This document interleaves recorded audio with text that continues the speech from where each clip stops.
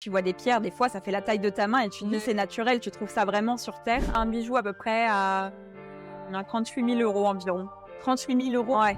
Plus le bijou est cher, plus ta marge en pourcentage est faible. Ouais. Moi, quand je vois une pierre, j'imagine un bijou derrière aussi. Quand tu leur proposes ces services-là, après, ils auront toujours un truc à dire.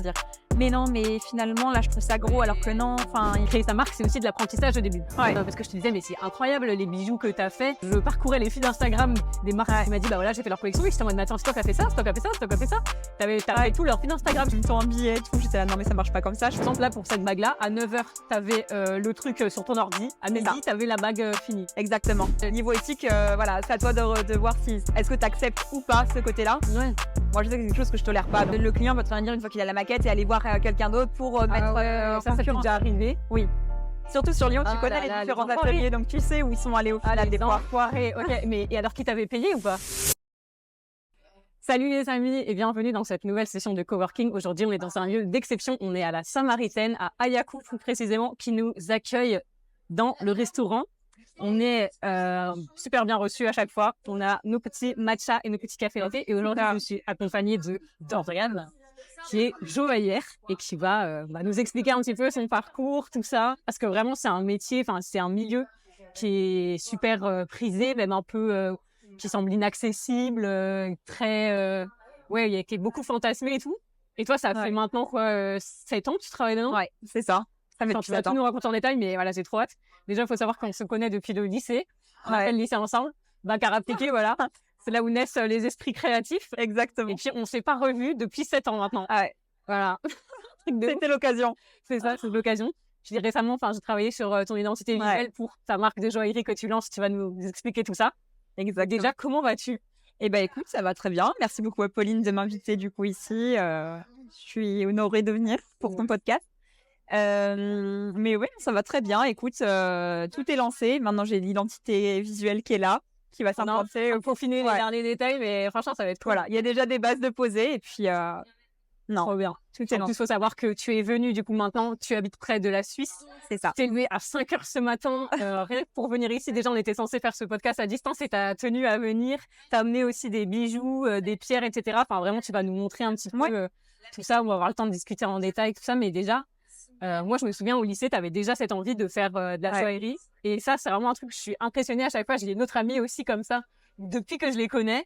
Me disent, par exemple, j'ai cette pote qui m'a dit, moi, je veux faire de la comédie musicale. Et genre, depuis qu'elle est toute petite, je sais qu'elle veut faire ça. Et toi, c'est la même chose. Depuis que je te connais, tu as toujours voulu faire de la bijouterie. C'était vraiment pour ça, initialement, tu t'étais orientée en bac à appliquer. Et aujourd'hui, ton rêve est réalisé. C'est ça. Je trouve ça magnifique, les gens qui ont des vocations comme ça et qui se réalisent. Franchement, c'est magique. Enfin, pour moi, au début, c'était un rêve. Et c'est vrai que de pouvoir faire ce métier-là, qui est une passion, c'est incroyable. Ouais. De pouvoir d'avoir réussi, de se donner les moyens pour... c'est parce que c'est un milieu même très, comment dire, il y a un truc de limite aussi de classe sociale, je sais pas comment dire, mais j'imagine tu as dû être peut-être, est-ce qu'on t'a pris de haut au début quand tu as commencé, parce que déjà donc après le bac à appliquer, je me souviens plus, toi tu as poursuivi les études dans le milieu de la joaillerie? Alors en fait, directement après le bac à appliquer, je suis partie du coup en études de joaillerie directement, mais que je voulais faire déjà avant la appliquer, mais niveau âge, c'était pas possible de partir sur un parcours professionnel. Donc dès le lycée, après je suis partie sur Lyon du coup directement en apprentissage, donc dans une première maison du coup qui faisait de la bijouterie fantasy, qui s'appelait Pluie d'Étoiles Bijoux, où du coup là-bas je faisais du montage, vraiment où j'ai appris les bases du métier aussi. En commençant du coup sans être sur des bijoux forcément précieux, mais voir le mode de fonctionnement, faire de la vente. Et c'est là où j'ai commencé aussi à m'intéresser aux pierres, où j'ai pu les voir, les manipuler directement. Et ça m'a donné encore plus envie de continuer. Voilà. Ouais, parce que tu as un parcours déjà, disons-le. Donc moi, j'ai été choquée parce qu'en gros, on a repris contact grâce à ce podcast derrière. Parce que du coup, voilà, on se suivait sur les réseaux sociaux et moi, j'ai annoncé que j'avais sorti mon podcast et tu as écouté plusieurs épisodes et tu m'as écrit comme ça et tu m'as dit, voilà, je lance ma marque de joaillerie. Donc on a repris contact, on s'est téléphoné. Et là, tu m'as raconté ton parcours depuis quelques années, que tu avais dirigé en fait une maison de joaillerie à Lyon pendant plusieurs années où vraiment c'était toi qui faisais tout. Tu gérais aussi bien la boutique que les fournisseurs. C'était toi aussi qui dessinais. C'est ça. C'est dingue. Vraiment, tu as suivi toute la chaîne de création, vraiment de l'idée jusqu'à remettre l'écrin dans les mains des clients. C'est incroyable. Et vraiment, tu avais cette expérience très tôt où tu gérais des équipes, des fournisseurs, tout ça. Et au bout d'un moment, ce que tu m'as raconté, c'est que tu en avais peut-être un peu marre de faire ça pour quelqu'un d'autre, et tu t'es dit, attends, je sais tout faire, autant se lancer. Moi. Voilà. Au moins, tu y gagnes et puis c'est pour toi. Et puis, une fois qu'en fait, on t'a tout appris, tu as l'impression aussi que tu stagnes à un moment donné. Et tu te dis, bon, pourquoi pas le faire pour moi? Qu'est-ce que j'y perds en fait? Si jamais ça marche pas, c'est pas grave en fait de se lancer et de découvrir tout. Avec tout ce que tu avais fait. En plus, tu m'as expliqué aussi, j'étais choquée que tu as dessiné plein de collections de bijoux pour des grandes marques de joaillerie françaises.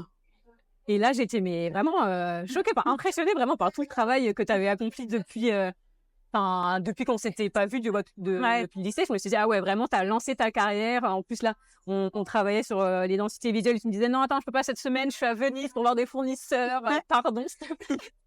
La fast life et tout, c'est incroyable. C'est vrai que c'est quand on a son compte, du coup, c'est encore plus dur de se freiner parce qu'il y a plein de projets qui arrivent de partout et de se dire sur lesquels tu te focalises parce que tu as toujours des idées. En fait, quand tu as le côté créatif, tu te dis, mais mince, je m'arrête tout, qu'est-ce que je fais? Et puis, faut avancer, faut travailler aussi. Donc, non, c'est intéressant. Il y a tellement de choses qui sont en plus dans le monde entier que tu peux aller voir aussi pour voir ce qui se fait, les nouvelles tendances. C'est hyper important et toujours trouver des nouveaux fournisseurs ou des fournisseurs peut-être plus intéressants pour tes clients aussi, pour être au plus juste niveau prix et pouvoir t'adapter en fait à chaque demande. Ok. Voilà. Parce que du coup, donc, dans la première maison de joaillerie là, que tu as dirigée, c'était quel type de clientèle, quel type de bijoux que tu vendais? Alors, quand j'ai commencé, j'étais surtout vraiment sur la partie atelier, en fabrication, en production. Donc, là où mon ancien patron, du coup, m'a formée vraiment sur la partie technique. On va dire que, du coup, métier de bijouterie, joaillerie, pur à l'atelier est divisé en plusieurs métiers. Tu as plein de corps de métier au sein d'un atelier. Tu as le bijoutier, tu as le sertisseur qui va venir mettre les pierres sur les bijoux, tu as le polisseur qui va venir vraiment faire briller le bijou, le matifier, faire les textures ou autre. Et après, du coup, tu peux livrer le bijou au client. Donc, j'ai commencé par ces étapes-là. Donc, j'ai fait de la fabrication, de la réparation aussi. Ça, c'est vrai que c'est très formateur parce que ça t'apprend plein de techniques et tu vois aussi comment les bijoux sont faits. Donc, pour moi, ça a été très enrichissant d'avoir ce côté-là aussi avant.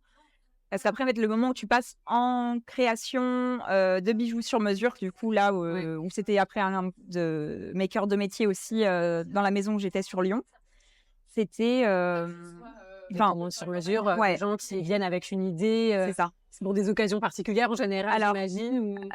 Maintenant, c'est plus occasionnel parce que le coût de la vie a augmenté, le prix de l'or aussi, donc les gens sont plus sur la réserve actuellement. Donc oui, maintenant c'est occasionnel, mais avant il y en a toujours qui veulent se faire plaisir avec du bijou et qui n'ont pas d'occasion particulière. C'est vraiment le plaisir d'offrir, et puis c'est un moment que tu partages avec le client. Le côté créatif de ce bijou-là que tu partages avec le client, c'est vraiment un moment à part où tu peux faire tout ce que tu veux. Tu arrives à cerner ton client, à savoir exactement ce qu'il a envie, pourquoi, et aussi savoir du coup le conseiller aussi dans le choix des matériaux, au niveau des pierres, du métal, pour que ça corresponde à ses attentes. Il y a tellement de possibilités.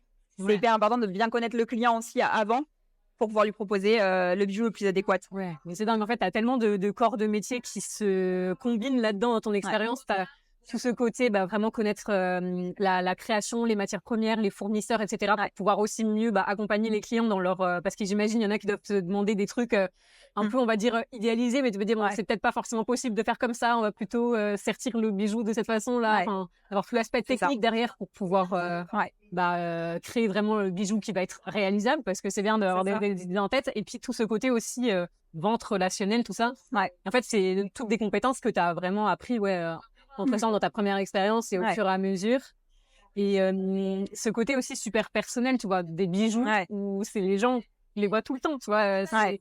J'imagine aussi que ça doit être très limite, tu rentres un peu dans l'intimité du client quand tu crées un bijou. C'est d'un côté sentimental, familial, souvent qui est rattaché au bijou, de transmission aussi du patrimoine, mais aussi des belles choses. Quand t'aimes, et que la personne aime son bijou, et elle pourra encore mieux en parler autour d'elle, dire d'où ça vient, pourquoi elle l'a fait. Et il y a toujours une histoire derrière un bijou, et c'est ça qui est super important. Vraiment, là, tu crées l'histoire avec le Est-ce que ça fait partie des choses qui t'ont fait t'orienter vers la joaillerie? C'est quoi initialement qui t'intéressait dans ce milieu? Moi, alors à la base, c'était vraiment les pierres. Ce qui m'intéressait vraiment, c'était quand je voyais toute la multitude de pierres qui existaient, que ce soit des pierres ornementales, donc des pierres qui peuvent être opaques, ou des pierres ou translucides, ou des pierres à facettes, ou des pierres en cabochon, donc qui sont plutôt rondes sur le dessus. Je pensais pas au début quand j'ai commencé qu'il y avait autant de pierres qui existaient.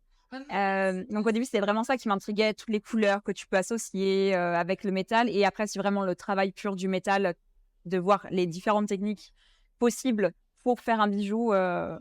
C'est vraiment la beauté des matériaux, la diversité un petit peu de secteur et ça.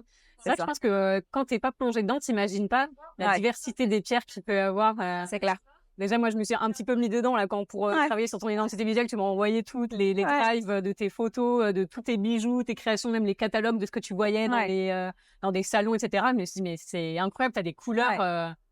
Il y a des choses on n'imagine pas réelles. Tu vois des pierres, des fois, ça fait la taille de ta main et tu te dis c'est naturel. Tu trouves ça vraiment sur Terre, à un endroit aussi pur, aussi beau. Bon, des fois, tu dis c'est pas portable ou autre, c'est vraiment des pierres de collection.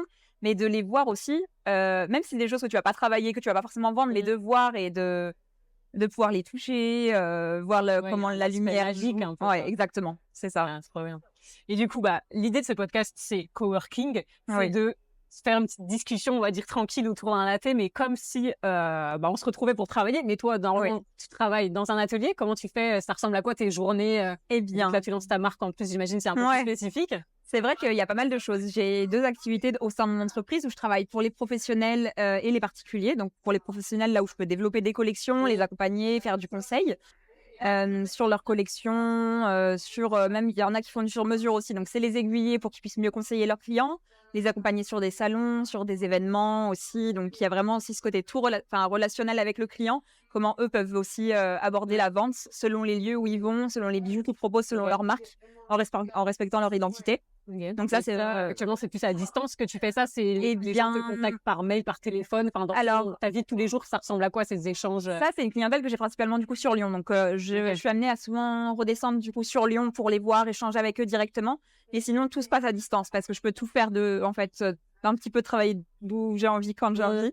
Et donc ces clients-là, je peux les accompagner du coup depuis chez moi dans le Jura. Je travaille du coup depuis mon bureau. Là, je suis en train de faire des travaux pour aménager mon showroom, pour accueillir mes clients aussi particuliers directement. Trop bien. Donc parce que c'est vrai qu'après, j'aimerais bien monter ma marque du coup de joaillerie aussi. Là où je propose principalement du sur-mesure, mais après plus tard développer aussi mes collections, ça serait vraiment intéressant. Et après, le but, dans 2-3 ans à peu près, ça serait de m'associer avec ma sœur, Erin, qui est parfumeuse. Du coup, actuellement, elle est encore en études. Mais ça serait du coup de créer, du coup, sous le nom de Maison Jeunecourt, vraiment une marque de parfums et de bijoux sur mesure, où le client, il peut venir vraiment passer un moment avec nous et choisir ce qu'il lui souhaite. Alors, franchement, quand tu m'as expliqué ce concept, mais j'étais directement transportée. En plus, 2 sœurs, laisse tomber. Donc, Jeunecourt, c'est votre nom de famille. Exactement. Donc, voilà, petite identité visuelle made by me. Et l'idée, en plus, je trouve ça incroyable parce que le parfum et les bijoux, c'est des choses que tu portes sur toi. Les deux, tu vois, et qui sont super personnelles, qui définissent vraiment, je trouve, l'identité d'une personne. Bon, bien entendu, c'est des produits quand même assez haut de gamme et que pas tout le monde peut s'offrir, etc. Donc, il y a quand même ce côté, luxueux, tout ça, vraiment dans votre marque, et je trouve ça vraiment super cool. Merci en tout cas. Nous, du coup, c'est pour ça que elle finit ses études de son côté. Pour vraiment, après, moi, déjà, ça me laisse le temps de développer aussi ma marque de bijoux à côté, parce que pour le moment, je vais rester quand même. Je vais m'axer principalement sur la partie sur mesure et créer de nouvelles. Je continuer de créer pour ces clients particuliers. Mais après, le but, ça va être vraiment du coup de pouvoir lancer mes collections de bijoux et de développer. C'est ça qui va vraiment pouvoir permettre de propulser la marque, j'imagine. Exactement. Ouais, parce que du coup, là, pour le moment, tu as déjà des demandes de clients particuliers, oui, j'imagine, mais ça ressemble c'est quel... en termes de demandes, genre, je sais pas, c'est 10 demandes par mois, 5? Alors, comme du coup, c'est souvent occasionnel. Par exemple, j'ai eu des demandes pour des fiançailles, pour des alliances. Donc, les saisons du mariage, on va dire que c'est plutôt l'été, mais maintenant, ça s'étend à l'automne et il y a toujours des mariages d'hiver, donc on en a un petit peu toute l'année. Mais principalement, je fais surtout des bagues de fiançailles. Donc, c'est pareil. Ça, c'est quelque chose que je trouve magique aussi de pouvoir partager ce moment-là avec les clients. d'une bague qu'ils vont porter toute leur vie et de pouvoir après faire l'alliance aussi qui accompagne la bague de fiançailles. Je trouve ça vraiment magique de faire ce bijou qui va les unir à vie et qui vont pouvoir porter tous les jours. Après, sinon, je fais aussi souvent des bijoux pour des anniversaires, des anniversaires assez marquants ou autres. Ou là, par exemple, comme j'ai fait aussi, parce que je suis arbitre de rugby à côté, donc... Tu nous as montré ça tout à l'heure, on va mettre des petites incrustations des bijoux et des pierres que Dorian nous a ramenées. Mais ouais, t'as allié ta passion pour le rugby et mon métier. Ouais. Exactement, c'est des choses qui étaient possibles qu'on ne trouvait pas et qui étaient difficiles de trouver aussi sur le marché pour en tant qu'arbitre. On a besoin en fait c'est une petite pièce de toss qui est recto verso que tu peux lancer pour jouer à pile ou face avec les capitaines pour avoir les choix en début de match. Et en fait, là, tu peux les personnaliser comme tu veux. Et en fait, les arbitres sont contents aussi d'avoir quelque chose qu'ils peuvent faire pour leur passion et d'avoir quelque chose d'unique aussi. Donc ça, tu les distribues aussi aux arbitres que tu rencontres ou Eh bien, alors là, c'est pour les arbitres de mon club à Genève, du coup, que j'ai fait cette collection de pièces. Ouais. Mais après, le but, c'est du coup de pouvoir aussi après les commercialiser aussi, soit par Internet ou par le réseau et mon bouche à oreille. Ça, des sortes de petits, un petit peu merchandising personnalisé. Exactement. Bon, c'est peut-être pas forcément là, j'imagine que tu vas faire le max de ton CA. Ouais, c'est ça. Mais en vrai, c'est toujours c'est ton kiff exactement. À côté, quoi. Ouais, de le réassocier aussi, c'est toujours un petit plus aussi de pouvoir lier du coup le rugby à la joaillerie aussi un petit peu. Trop bien. Voilà. Bon là, du coup, on a un petit panorama un petit peu de tout ce que tu fais aujourd'hui, ton parcours, etc. Mais on va essayer peut-être de revenir un peu en détail pour les gens qui connaissent pas du tout ce milieu, puis aussi pour pouvoir expliquer si jamais il y a des personnes qui veulent se lancer en joaillerie, en bijouterie, parce que on voit quand même que c'est un milieu qui attire beaucoup, bon, surtout et essentiellement les femmes quand même, mais il y a plein de personnes qui ont envie de se lancer à leur compte, de créer leur marque. Et ça peut faire un peu peur parce que tu te dis que tu as beaucoup de choses à maîtriser pour pouvoir te lancer. Du coup, tu vas pouvoir nous raconter qu'est-ce que tu savais faire au début, qu'est-ce que tu savais pas faire. Tu as commencé avec quoi? Tu avais un book au début pour pouvoir être pris en apprentissage? Eh bien, j'avais un book de stages que j'avais fait du coup durant les vacances scolaires quand on était au lycée. Je faisais des stages chez des bijoutiers ou j'avais fait aussi chez un architecte ou chez une graphiste aussi. Du coup, ça m'avait ouvert un peu le champ des possibles, savoir ce qui pouvait se faire et ce que je voulais faire. Et c'est vrai que là, je me suis rendu compte que je voulais vraiment faire de la bijouterie. Donc oui, j'avais un petit book de petites pièces que j'avais faites et c'était vraiment minime. Mais je me suis dit... Des pièces que tu avais vraiment créées ou c'était des dessins, des esquisses? Alors, il y avait des dessins et il y avait surtout aussi des pièces que j'avais réalisées. Trop bien.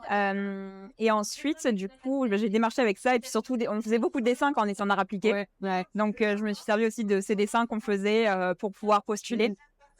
Et c'est là où j'ai trouvé ma première alternance. Et ensuite, du coup, la deuxième alternance où j'ai fait 4 ans du coup d'apprentissage dans cette entreprise du coup à Lyon et après 1 an où j'étais en CDI. Là, j'étais allée le contacter. En fait, il avait eu mon contact par l'école et du coup, après, je suis allée le voir, on a échangé et puis je voulais vraiment intégrer cette entreprise-là. Enfin, il était tout seul à l'époque avec sa femme et je voulais vraiment le rejoindre parce que quand je voyais ses pièces, c'était vraiment ce que je voulais faire. En fait, il y a une technique en bijouterie que je pensais pas qu'on pouvait... Pour moi, la bijouterie, c'est vraiment quelque chose de traditionnel. Tu travailles le métal à la main, t'as pas besoin de l'ordinateur, pour moi, il avait pas sa place dans l'atelier. Et en fait, la conception 3D, la manière dont il me l'a apporté, je me suis dit, mais en fait, c'est un élément hyper important aussi où tu peux changer aussi ta manière de fonctionner, ton mode de production, pour aussi être plus attractif pour ton client. Parce que tu vas passer moins de temps aussi à l'atelier derrière, mais aussi tu as un rendu plus réaliste aussi avant de réaliser le bijou. Ça t'engage en rien, parce que des fois, tu vas chez un joaillier pour un bijou sur mesure, il va te faire un dessin sur papier. Bon, des fois, tu dis ok, très bien. Tu dis ok, très bien, mais en fait, tu vois le bijou fini, c'est pas ce que tu veux en fait. Et t'es là avec comment tu fais. Enfin, tu peux pas refaire. Donc, il n'y a pas d'étape intermédiaire. Vraiment, une fois que tu passes à la création, vraiment avec tu fais pas une sorte de, tu sais, on disait des fois, on a appliqué des maquettes, tu vois, mais c'est peut-être bien pour du produit ou quoi. Mais du coup, si, en soi un peu, mais du coup, si tu fais le dessin plus ta cire, par exemple, à la main ou une maquette, c'est du temps peut-être et le client peut-être il validera pas et en fait, tu auras pas fait énormément de temps. Oui, du coup, forcément, j'imagine que si tu fais une presta comme ça où tu dis, bon, ok, le client il te demande de faire des maquettes, des sortes de pré-rendus et tout, tu vas pricer plus cher, j'imagine. Oui, ça dépend des budgets des gens. C'est ça, et tu pourras avoir moins de demandes aussi parce que oui, du coup, tu seras plus cher et tu n'auras pas la même clientèle. Ouais, donc c'est pas forcément intéressant. Mais la 3D, du coup, toi, c'est quelque chose que tu as appris à ce moment-là dans cette deuxième alternance. Dans cette entreprise. Tu n'avais jamais fait avant du 3D. Non. J'avais du coup appris pendant mes 2 années de CAP qu'il y avait de la conception 3D qui existait et je me suis dit, mais ça pourrait être bien, ça m'intéresse. Et du coup, quand j'ai vu que Jean-Benoît, du coup, sous l'entreprise Ma Joaillerie 3D à Lyon, faisait de la 3D, je me suis dit, mais incroyable, je vais pouvoir me former à la 3D et faire des ateliers. C'est pas très répandu ou quoi? Parce que j'ai l'impression que tu as appris qu'on pouvait faire de la 3D. C'est pas tous les joailliers qui font ça. Non, pas tous. Ah ouais? Et il y en a, ils sont vraiment réticents à ça. C'est une perte de temps énorme. Oui. En fait, il y en a certains qui sont vraiment en mode artisanat, un et peu, qui sont vraiment ils veulent fermés pas à se ça. mettre à jour, quoi. Non. Ah ouais. Et puis parce qu'ils veulent garder le bijou fait à la main. Des fois, oui, il vaut mieux faire un bijou à la main mais parce ça, que c'est fait à la main. Oui, Ouais. mais bon, il y en a, ils veulent pas forcément en entendre parler, donc après, Ah ouais. Il y en a qui sont vraiment restés. vieille école un petit peu à Ouais. faire le bijou. Bon, très bien, s'ils veulent mettre une semaine à le faire contre nous, on peut le faire en 1 ou 2 journées. Des fois, ça tout dépend des bijoux. Il y en a où tu peux mettre vraiment pas beaucoup de temps et d'autres, ça Mais peut du être plus coup, long. c'est voué les personnes qui fonctionnent comme ça à faire que des petits séries. Tu peux pas. Ouais, là, c'est des pièces. Tu peux pas faire Non. une énorme Et t'as maison joaillerie si tu fais Non. tout à la main. Si tu veux avec des produire, non, tu pourras pas. C'est compliqué. Ouais. Parce que toi, par exemple, donc l'étape, imaginons, moi, je viens de voir Dorian, Ouais. j'ai envie de me faire une bague pour mon anniversaire, voilà. Du coup, je t'explique un petit peu mon truc. Et qu'est-ce qu'on va faire? La première chose, Eh bien, moi, je vais discuter avec toi du coup du projet que tu veux faire. Pourquoi tu vas le porter quand? Est-ce que tu veux le porter tous les jours? Parce que est-ce que c'est une bague que tu vas porter tous les jours? Je vais pas te conseiller le même choix de pierre qu'une bague que tu vas porter occasionnellement, par exemple. Selon ton train de vie aussi, si t'es quelqu'un d'active, je sais par exemple, moi t'es un peu maladroite ou autre, ou par contre t'es quelqu'un de méticuleuse, très précautionneuse. Et par contre, ouais, l'oxydation, c'est un truc qui va faire que si la personne porte sa bague tous les jours, tu vas lui recommander. Eh bien, ça, ou pas? oui, ça peut jouer. Par exemple, je sais que l'argent a plus tendance à s'oxyder avec le temps, mais si t'en prends soin, ça va très bien aussi. Tout dépend en fait aussi comment tu vas traiter tes bijoux en fait au quotidien. Si est-ce que tu vas les mettre, ils vont prendre l'humidité, la lumière aussi derrière. Si tu en prends soin et que tu les enlèves à chaque fois que tu te douches ou autre, là je peux te conseiller sur un choix de bijoux. Mais sinon, moi vraiment ma matière de prédilection c'est l'or quand même. Moi aussi j'adore.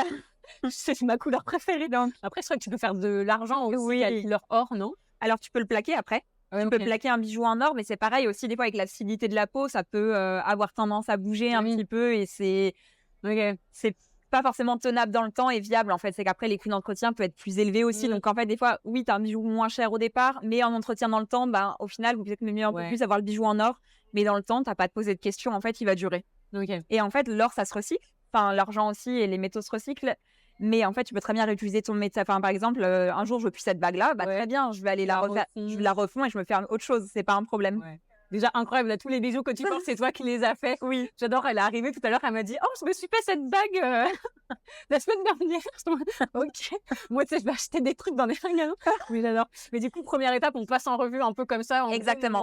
Mon mode de vie, comment un petit peu le scénario d'usage. Exactement. On va parler de termes qu'on a appris à appliquer. Donc, ça, première étape, ensuite. Après, si déjà tu as des idées de ce que tu veux faire, des photos, des bijoux, tu peux me les montrer. Et moi, je vois si c'est réalisable, en fait, selon ce que tu veux. Parce que si ça se trouve, tu veux des pierres comme ça, mais en fait, tu voudrais quelque chose qui soit gros. Ok, mais comment on va faire? Parce que si le budget, il n'est pas adapté, aussi, le budget aussi définit ton projet. Donc, déjà, j'attends de voir ton mode de fonctionnement, le scénario d'usage, ton budget, pour pouvoir, en fait, adapter aussi. Par exemple, si jamais tu as des visuels en tête, savoir si c'est possible en fait de les réaliser pour toi et puis que moi je puisse mieux te conseiller. Et après moi je peux passer du coup, si tu as déjà une idée bien définie, je fais directement des conceptions 3D avec des visuels 3D comme j'avais pu te montrer où on a vraiment rendu réalisme. Ça reste une image par ordinateur, donc c'est pas aussi réaliste qu'une bague quand tu la vois en vrai. Non, mais déjà ça te permet de bien approcher, je trouve. C'est ça. Donc moi, je t'envoie par exemple mon petit tableau Pinterest. Je te dis, j'aime ci, j'aime ça. C'est ça. Et toi, à partir de ça, du coup, et de notre discussion, tu crées une maquette 3D. Exactement. Et ça te prend combien de temps à peu près de faire la 3D? Des fois, si le projet est déjà bien défini, que tu sais ce que tu veux ou autre, ça peut très bien me prendre une demi-heure comme prendre une demi-journée. Hein. Ah ouais, une demi-heure, c'est rapide en vrai. Hein.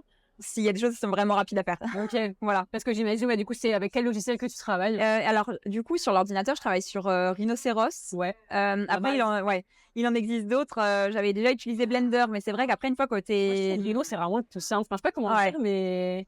Même pour faire des plans ou autre, c'est trop bien. Enfin, t'as tout, t'as ton quadrillage. Et puis, en fait, quand t'es habitué à visualiser les choses dans l'espace, t'as toutes tes vues, t'as vu en perspective. En fait, tu sais où tu vas, tu sais quelle épaisseur t'as.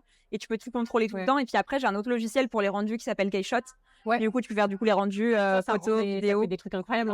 Donc, non, quand tu maîtrises bien les éclairages et tout, ça fait des trucs de ouf. Moi, j'ai encore du travail pour faire des rendus encore plus réalistes parce que je peux aller encore plus loin. Donc, ça, c'est quelque chose que j'aimerais pousser aussi pour. Je trouve que sur les rendus, tu peux passer grave plus de temps que sur la modélisation. Parce qu'en fait, si tu veux faire un truc, c'est vraiment là que toute la beauté de ton shot final peut se faire, quoi. Et ce qui est pratique, c'est qu'aussi, si jamais tu sais pas quand t'as le bijou, en fait, tu sais pas si tu veux de l'or jaune, de l'or rose, de l'or rouge ou de l'or blanc ou autre. ou tu sais pas quelle pierre tu veux, et ben en fait on fait les tests en direct. Par exemple, là non, finalement je préférais de l'or jaune avec un saphir. Bah ok, très bien, mais finalement non, en or blanc. Et ben on rebascule, je te montre ce que ça donne, tu me donnes ton avis. Ou c'est trop carré, ben on arrondit. Tu veux quelque chose de plus organique, bah c'est pas grave, on modifie. En fait, c'est vraiment évolutif et je m'adapte du coup après pour avoir quelque chose qui te plaît aussi. Et après, une fois qu'on est OK, je peux imprimer une maquette entière en 3D avec l'imprimante 3D. Mais non, c'est bien ça. Ouais. Et du coup, en plastique? Ouais, c'est une sorte de résine. Et du coup, tu peux essayer, tu as les volumes au moins pour compléter le visuel. Parce que souvent, du coup, génial ça. Selon où tu regardes l'image, tu vas la voir sur un écran d'ordinateur ou le téléphone, tu la vois en gros plan. Donc, où tu te dis, ah, mais les petits grains qu'on a sur la bague, mais en fait, ils sont énormes. C'est vraiment précis, l'impression 3D. Ouais, c'est très précis. Ça arrive à être bien réaliste, des textures, on va dire. Ok. Donc, et ça, tu le fais absolument pour toutes les prestations, enfin, toutes les... Ça dépend. Des fois, c'est pas nécessaire. Mais ça m'arrive des fois pour des gros projets ou des projets qui le nécessitent de sortir une maquette 3D pour conforter le client dans son choix aussi, ou pour souvent sur les bagues de fiançailles, là on peut voir, mais après avec l'habitude des fois on sait, mais quand le client il a vraiment un doute, de voir la hauteur de la pierre aussi sur le doigt pour pas qu'il s'accroche au quotidien ou autre. De s'en rendre compte qu'il y a quelque chose qui cloche, c'est peut-être pas flap. Et puis plus tard, voir des choses qui sont possibles, parce que là c'est pareil, la pierre par exemple, j'aurais pas pu la mettre plus basse parce que la pierre elle fait une certaine hauteur. Donc après il y a des clients des fois qui sont là, oui mais je la veux plus basse, mais en fait c'est pas possible, dans ce cas-là faut changer de pierre, il y a des choses à changer des fois parce que tu peux pas sinon rester dans le même modèle. Et du coup, quand c'est une demande où il y a un gros enjeu comme ça, par exemple des fiançailles, là tu fais systématiquement une maquette 3D ou pas? Ou ça dépend vraiment, déjà j'imagine aussi du budget du client. Alors souvent moi je le comprends dans mon prix. Ok. Après, c'est pas systématique. Après, ça permet aussi des fois de vérifier la bonne taille de doigt. Même si une maquette, ça accroche toujours un peu plus sur le doigt, mais au moins tu peux voir déjà ce que ça donne sur ta main et de voir la place que ça va prendre aussi. Du coup, c'est en résine, c'est ça, ça fait un aspect un peu... C'est un peu gris, mat. Donc, soit je mets les pierres, soit je les mets pas. Comme ça, tu peux poser la pierre si tu vois le client en direct. Tu peux poser la pierre directement. Sinon, tu la sors directement avec les pierres, mais elles qui seront grises. Comme ça, tu peux voir la disposition. Trop bien. Donc ça, on finalise l'étape un petit peu de maquette, dessin, de production, de savoir ce qui va être fait au final. Exactement. Donc là, on valide. Ça, en général, entre le moment où je rentre dans ta boutique et le moment où on valide les maquettes, que ce soit 3D ou en impression 3D, ça prend en général combien de temps? Dans une semaine, ça peut être fait. Après, tout dépend le délai. Moi, j'ai un délai de production et de conception qui peut être de 3 semaines, 1 mois. Mais si le client, il a le temps ou il a moins le temps, tout dépend le projet. Si c'est un projet qui nécessite moins de temps et qu'il le faut en urgence, c'est possible. Mais par exemple, si le client est vraiment pas pressé, on peut vraiment prendre le temps sur cette partie-là et après accélérer à la suite. En fait, tout dépend aussi la demande. Ok. Et voilà. Et après, une fois que ça c'est validé, on va passer du coup. Déjà, moi, je peux te faire vraiment le prix juste aussi avec la conception 3D. On se rend mieux compte de la taille des pierres, du coût de l'or, du coût de production. Donc après, du coup, tu as le prix juste et tu es sûr que le prix ne change pas à la commande et à la fin. Tu as vraiment le prix réel et ça bougera pas. Donc entre la première semaine, on va dire la première phase où c'est la création du bijou, mais numériquement. Ça là, t'as pas encore de devis signé ou quoi? Enfin, comment tu te fais un peu légalement à ce niveau-là? Alors moi, j'ai la prise de commande qui est faite. Après, quand il y a une maquette, tout ça en général, c'est que j'ai déjà eu un acompte du client. Quand même couvrir un peu cette période de création. Ouais, c'est ça, parce que le client va te dire une fois qu'il a la maquette et aller voir quelqu'un d'autre pour mettre ça t'est déjà arrivé? Oui. Surtout sur Lyon, tu connais les différents ateliers, donc tu sais où ils sont allés au final des fois. Enfoirés. Ok, mais et alors qui t'avaient payé ou pas? Ça t'est arrivé des gens qui... Du coup non, parce que il y a certaines entreprises qui font pas payer les forfaits créatifs comme ça. Mais c'est quelque chose que moi je dois mettre en place aussi. Faire la création avec les clients et tout machin. Et tu lui livres même la maquette 3D? Du coup, il a les visuels par mail. Mais du coup, il faut que j'arrive à trouver un mode de fonctionnement où par exemple, c'est des modes peut-être par visio quand ils sont à distance, où je leur montre, mais que je leur envoie pas, par exemple, ou de faire un lien. Et s'ils enregistrent pas, ça s'expire et c'est fini. Et que comme ça, après, ils reviennent vers moi. Top, de le montrer en visio, je pense que c'est mieux. Moi, t'es sûr qu'il n'y a pas trop de fuite. Même pour protéger, capture d'écran, ça va pas être résolution. C'est ça. Et toi, quand tu étais dans cette maison de joaillerie à Lyon, vous faisiez comme ça ou Les devis, on les a pas payés. Donc ça m'arrivait, ça arrive très rarement des clients comme ça, mais ça arrivait. Je crois qu'en 4 ans, ça a dû m'arriver 2 fois d'avoir des clients qui reviennent mais qui te prennent un temps monumental pour rien à la fin. Et t'es là, ça faisait partie du jeu parce qu'en plus on avait une boutique sur un cours assez passant. Dans la clientèle de passage qui va venir en fait parce qu'ils ont une idée, mais en fait ils veulent pas réaliser maintenant. C'est pour ça que j'ai pas forcément envie d'avoir une boutique avec mon nom propre. Sur la rue. Mais plutôt d'avoir un showroom pour vraiment avoir le client en fait qui veut venir me voir mais qui sait qu'il va me voir. Les gens Et qui pas sont vraiment déjà décidés. Alors que s'ils te contactent, c'est qu'ils savent qu'il va y avoir un rendez-vous derrière. C'est pas juste « Oh, j'ai ouvert la porte et je suis passée. » qu'il y a un minimum d'engagement, qu'eux s'engagent dans leur projet, que ce soit pas juste une idée, comme quand tu vas faire les magasins à la Samaritaine, tu dis je vais flâner. Ça, il y en a beaucoup, par exemple, dans les bijoux, ils disent non, je vais voir comme ça le prix sur mesure pour plus tard et je verrai. Donc en soi, après, par exemple, à l'approche des fêtes de Noël, il y en a beaucoup qui viennent pour des idées pour se les faire offrir après. Donc ça dépend aussi l'approche du client.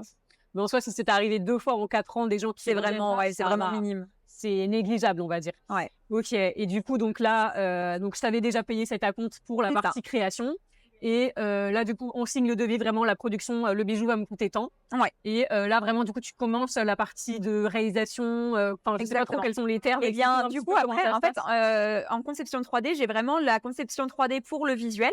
Et après, je retravaille mon fichier pour qu'il puisse être sorti en fonte. Où là, du coup, je vais rajouter des tiges de maintien pour que, du coup, il soit imprimé dans une sorte de résine, mais qui est castable, qui va être moulé et qui va être fondu en or après. Donc, une fonte à cire perdue. Où du coup après tu récupères ta fonte qui est vraiment brute, c'est vraiment mat, enfin tu verrais certains par exemple de l'or gris, c'est vraiment un peu noir, certains fondus, ça n'a pas la même couleur, le même aspect que quand ça maintenant après tu vas le travailler. Et puis après un bijou qui est fait à la main, par exemple là c'était fait à la main, en fait t'as exactement la même chose, c'est la même couleur, mais quand ça sort c'est pas exactement pareil, parce que forcément quand ça fond t'as un espèce de grain de fonte à venir gratter. Du coup c'est là où t'as la partie atelier qui intervient, où du coup tu vas venir gratter tout le métal pour le rendre lisse. En fait tu viens émeriser toujours avec un grain de plus en plus fin. Donc tu commences par dégrossir le tout, vérifier du coup la bonne taille de doigt, par exemple si c'est une bague, si jamais par exemple c'est des boucles d'oreilles, t'as tes tiges à venir souder, tu viens faire tout le montage qu'il y a à faire. Et après du coup tu peux sertir le bijou.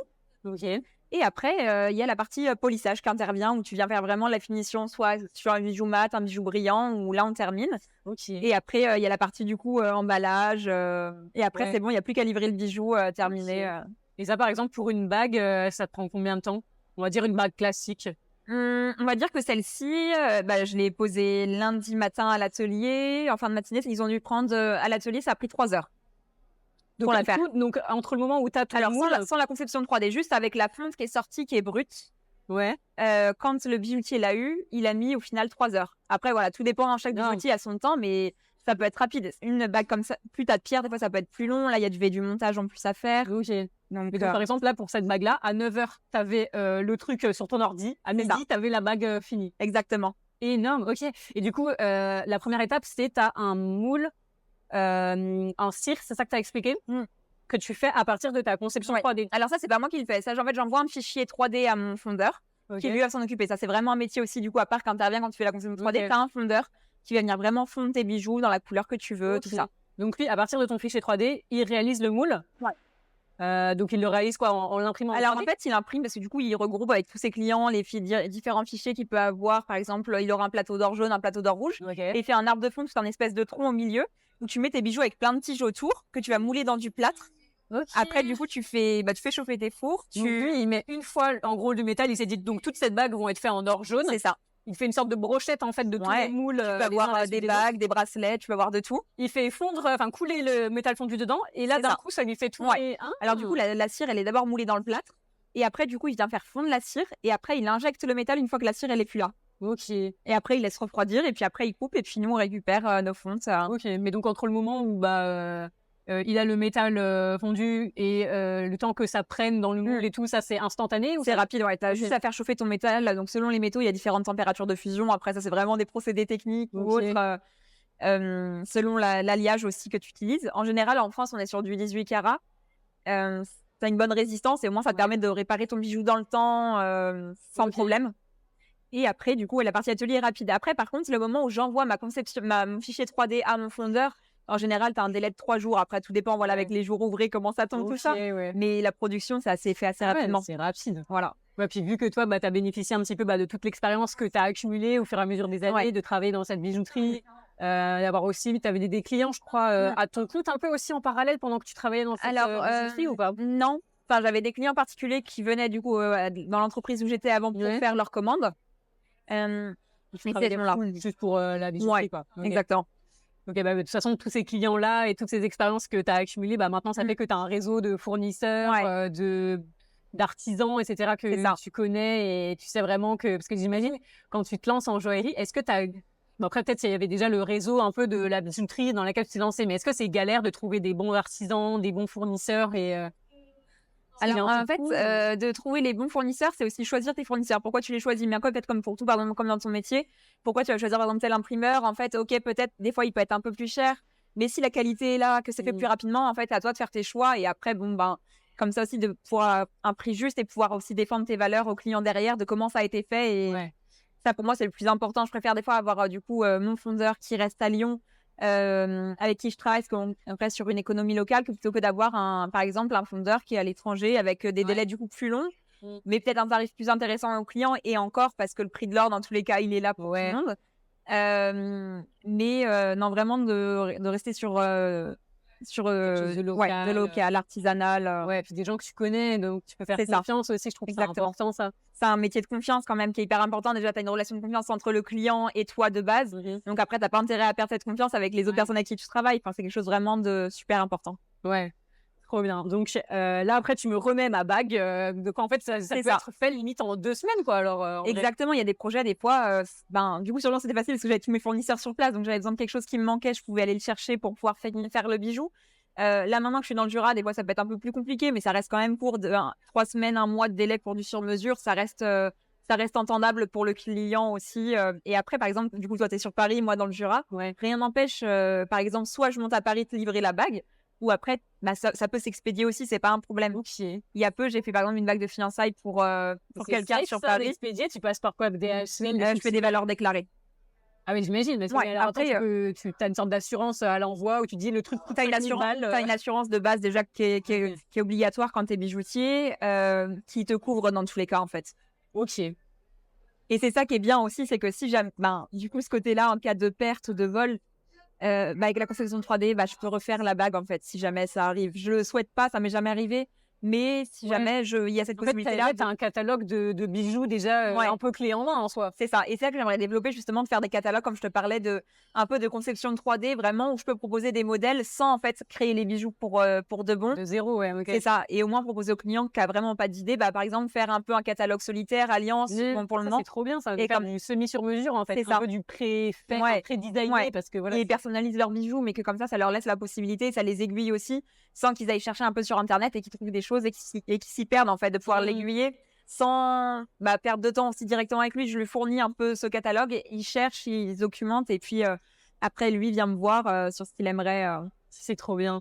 Mais vraiment, bon, on pourrait poser tellement de questions, c'est trop intéressant. Mais c'est ce que j'allais te dire tout à l'heure par rapport à la conception 3D. Limite, en fait, j'imagine, toi, tu as déjà des sortes de pré-réglages, de modèles, déjà un petit peu d'inspiration. Donc, j'imagine que toi, ça va être un peu plus rapide. Voilà, quand je viens de voir, tu as déjà tous tes matériaux. Parce que moi, je sais que c'est des trucs qui prennent trop de temps de créer les matériaux pour que ça rentre bien. Par exemple, sur K-Shot, j'ai déjà mes pierres. Après, si jamais j'ai une teinte particulière sur une pierre, c'est pas grave. Je peux changer mon indice de réfraction, la transparence. Il y a pas mal de paramètres. Et là où j'aimerais, moi, être plus performante, c'est vraiment sur la luminosité, la lumière, comment je peux l'intégrer pour qu'elle soit encore plus proche de la vérité. Et même le métal, j'ai mes différentes couleurs, mais c'est pareil. Un or jaune que tu vas voir comme ça sur un fond blanc, alors que quand tu vas le voir dans la réalité, c'est peut-être pas pareil. Parce que des fois, il y a des nuances qui sont subtiles. Là, tu vois, il y a un or jaune au milieu, de l'or rouge sur les côtés, mais tu peux très bien voir de l'or rose, qui est un peu un mélange entre les deux. Voilà. Ouais, donc c'est sûr que tu peux monter dans des niveaux de détail et de précision sur la 3D qui sont... bon, après, c'est sûr que tu peux... Ça dépend un petit peu quel est le rapport un petit peu, est-ce que ça vaut le coup de passer autant de temps mais c'est sûr que pour même des visuels, on va dire peut-être catalogue, je sais pas si le moment où tu vas par exemple commencer à développer tes collections, on va dire permanentes, est-ce que tu penses que ce sera plus judicieux de les faire vraiment de manière très réaliste en 3D et de proposer un catalogue comme ça un petit peu limite un peu en mode précommande, comme ça tu ne lances pas en fait la production tant que t'as pas je sais pas 10 commandes sur ton site web par exemple juste avec des visuels 3D en fait. En fait, sur les pièces, c'est ce que j'aimerais faire, parce que c'est quelque chose du coup qui me coûte moins aussi par rapport à des bijoux en or ou autre, mais c'est de partir sur ce système-là, que par exemple, je déclenche les commandes à partir d'un certain nombre aussi. Et par exemple, je sais qu'il y a des réseaux d'arbitres qui existent où en fait, ils peuvent regrouper les commandes, et comme ça, dès qu'ils ont un nombre de commandes suffisant, ils me contactent et moi, je peux leur proposer aussi des meilleurs prix, parce qu'il y a des fois, en faire une, c'est pas forcément le plus rentable non, c'est sûr. pour eux comme pour moi, en fait. Donc, c'est quoi, tu vas dire les commandes, ça commence au minimum 10 pièces. C'est ça. Là, j'en ai fait 12, mais c'est pareil. Un prix de vente sur une pièce comme ça, on est déjà à 70 €. Ah ouais. Donc, c'est vrai que par contre, s'il y a le jour. J'aurais pas imaginé. Franchement, c'est les matières premières qui font que. Les matières premières, et puis en fait, comment dire, la fabrication que tu as derrière dessus.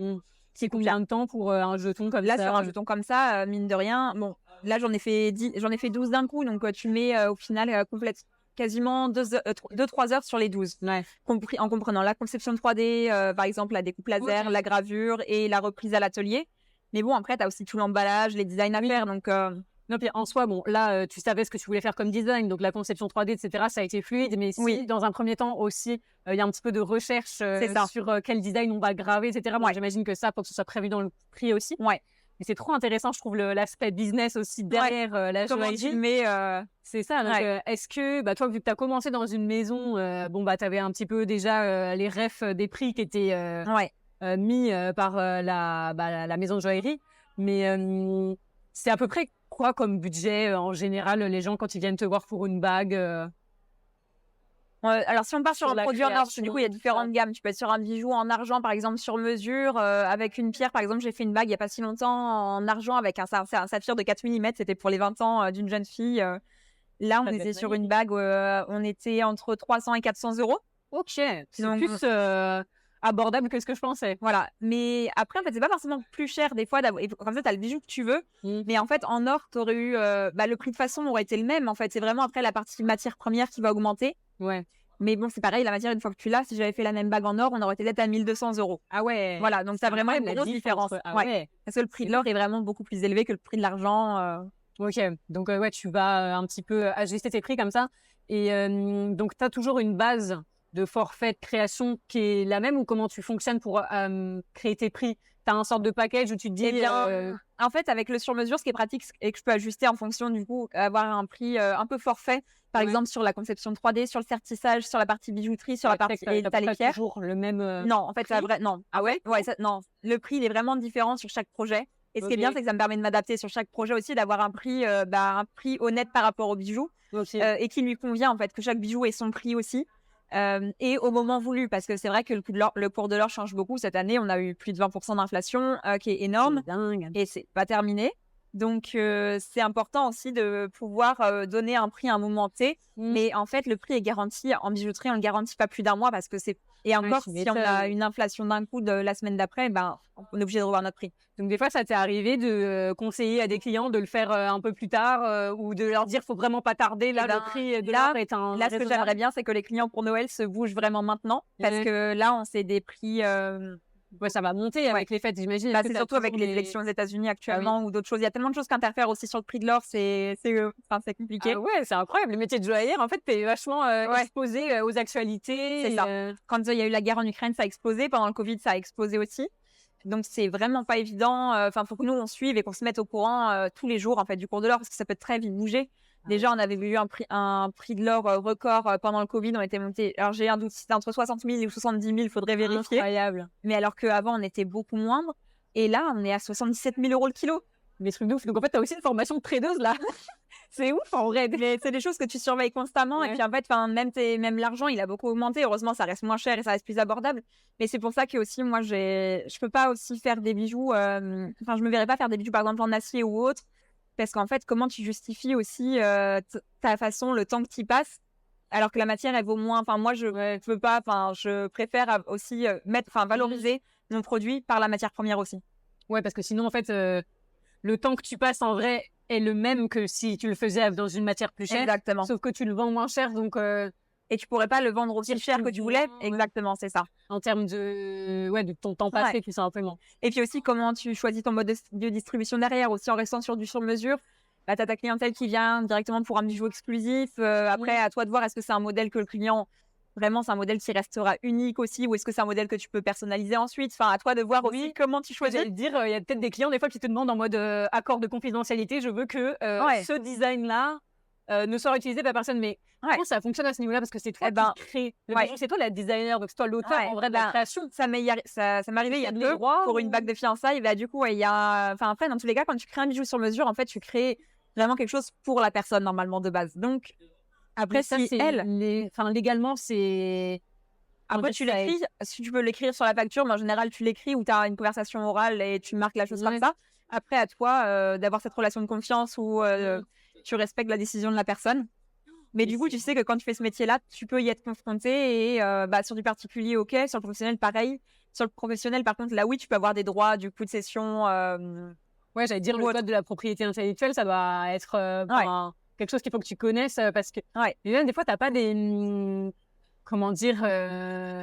Enfin, si c'est toi qui dessine et qui crée le design, même si tu le vends, parce que j'avais un petit peu ces souvenirs, on avait eu des cours comme ça. Ah oui, non, moi, c'était quand j'étais en BTS produit. Ouais. Et on nous expliquait que dans tous les cas, même si tu travaillais pour une entreprise, etc., à moins que ce soit vraiment spécifié que tu cèdes toute ta propriété intellectuelle, j'ai l'impression qu'en France, c'est quand même beaucoup compliqué. plus valoriser la personne qui a créé, enfin, qui est l'auteur, que même la personne qui paye, que ce soit une entreprise ou un client. Et que des fois, tu peux avoir des auteurs qui se retournent un peu contre toi et tu pensais que tu avais payé l'exclusivité et au final, c'est pas... Et en fait, tu sais pas si tu l'es réellement, donc c'est fou, en fait, c'est compliqué.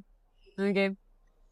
Trop bien. Et du coup, niveau business, c'est quoi que tu vends le plus c'est des bagues Les bagues. Principalement, c'est des bagues parce que les bagues, ça se porte facilement. Tu as envie d'en mettre. Bon, à un moment donné, tu n'as plus de doigts, tu sais plus quoi faire et quand tu en as trop, tu sais plus où les mettre. Mais c'est toujours quelque chose que tu peux porter associé avec tes tenues qui se voient facilement. Les boucles d'oreilles, tu peux les changer aussi facilement, mais c'est vrai que des fois, tu en as une, tu as envie de les garder, tu n'as pas envie de changer tout le temps, tu peux les garder au quotidien pour dormir ou autre, tu te poses moins la question. Les bagues, c'est facile à enlever parce que tu peux les enlever par exemple pour une activité sportive, pour une autre activité ou autre. Donc tu dis, tiens, ça peut être le moment de changer, ou tu as une soirée par exemple, tu vas mettre autre chose, ou les colliers, ou les bracelets, ça change facilement. Ok, donc en fait, tu fais un peu tout, essentiellement des bagues. Des bagues, Et en seconde position, des boucles d'oreilles. Boucles d'oreilles. Après, ça reste. Après, si, quand même, les colliers, j'en fais quand même beaucoup. Ok. Ouais, colliers et bagues. Parce que collier, peut-être, c'est plus abordable du fait que, en général, j'imagine, c'est des pendentifs où la chaîne. Alors, en fait, c'est pas très cher. Ben, alors, tout dépend. En fait, c'est qu'une chaîne, une fois que tu l'as, c'est bien, tu peux l'avoir et tu peux changer ton pendentif aussi à ta guise. Donc, c'est vrai que le pendentif, c'est pratique parce que du coup, des fois, tu peux juste acheter le pendentif, ça va te venir aussi moins cher. Tu dis, t'achètes une chaîne une fois et t'es tranquille. Ça se répare si jamais ça casse ou parce que tu t'accroches ou autre. Mais par contre, le pendentif, tu le changes aussi pareil selon tes tenues. Voilà, ça, tu peux vraiment choisir. Et pareil aussi, tu peux vraiment ajuster les longueurs de tes colliers selon comment tu t'habilles. Tu veux un collier un peu plus long, tu changes tu peux avoir différentes longueurs sur un collier. Enfin, t'adaptes. Voilà. Et puis même si un jour, du coup, ce qui est pratique aussi avec l'or, c'est que, par exemple, tu as une longueur, tu as un collier qui fait 40 cm, mais en fait, je veux maintenant qu'il fasse 50 cm parce que j'ai envie de porter des colliers longs tout le temps. Et tu vas voir ton bijoutier ou tu viens me voir, par exemple, et tu rajoutes 10 cm de chaîne et ton bijou, tu le fais évoluer aussi. Ou par exemple, un jour, tu viens me voir, admettons cette bague-là, un jour, je veux rajouter des diamants sur le côté. C'est pas grave. Ouais, ou même une autre bague, par exemple, sur du 18 carats ou autre, c'est plus facile, c'est moi qui l'ai faite parce que je sais comment c'est fait aussi derrière. Mais du coup, si je veux, je peux très bien faire évoluer le bijou et rajouter des pierres par la suite. La refondre Non, je vais directement en fait venir sertir les pierres sur les côtés. Ok. Voilà. Incroyable. Et c'est quoi la pièce la plus chère que tu as vendue de toute ta carrière jusqu'à présent? C'était sur un particulier, du coup, quand je travaillais dans le 6e.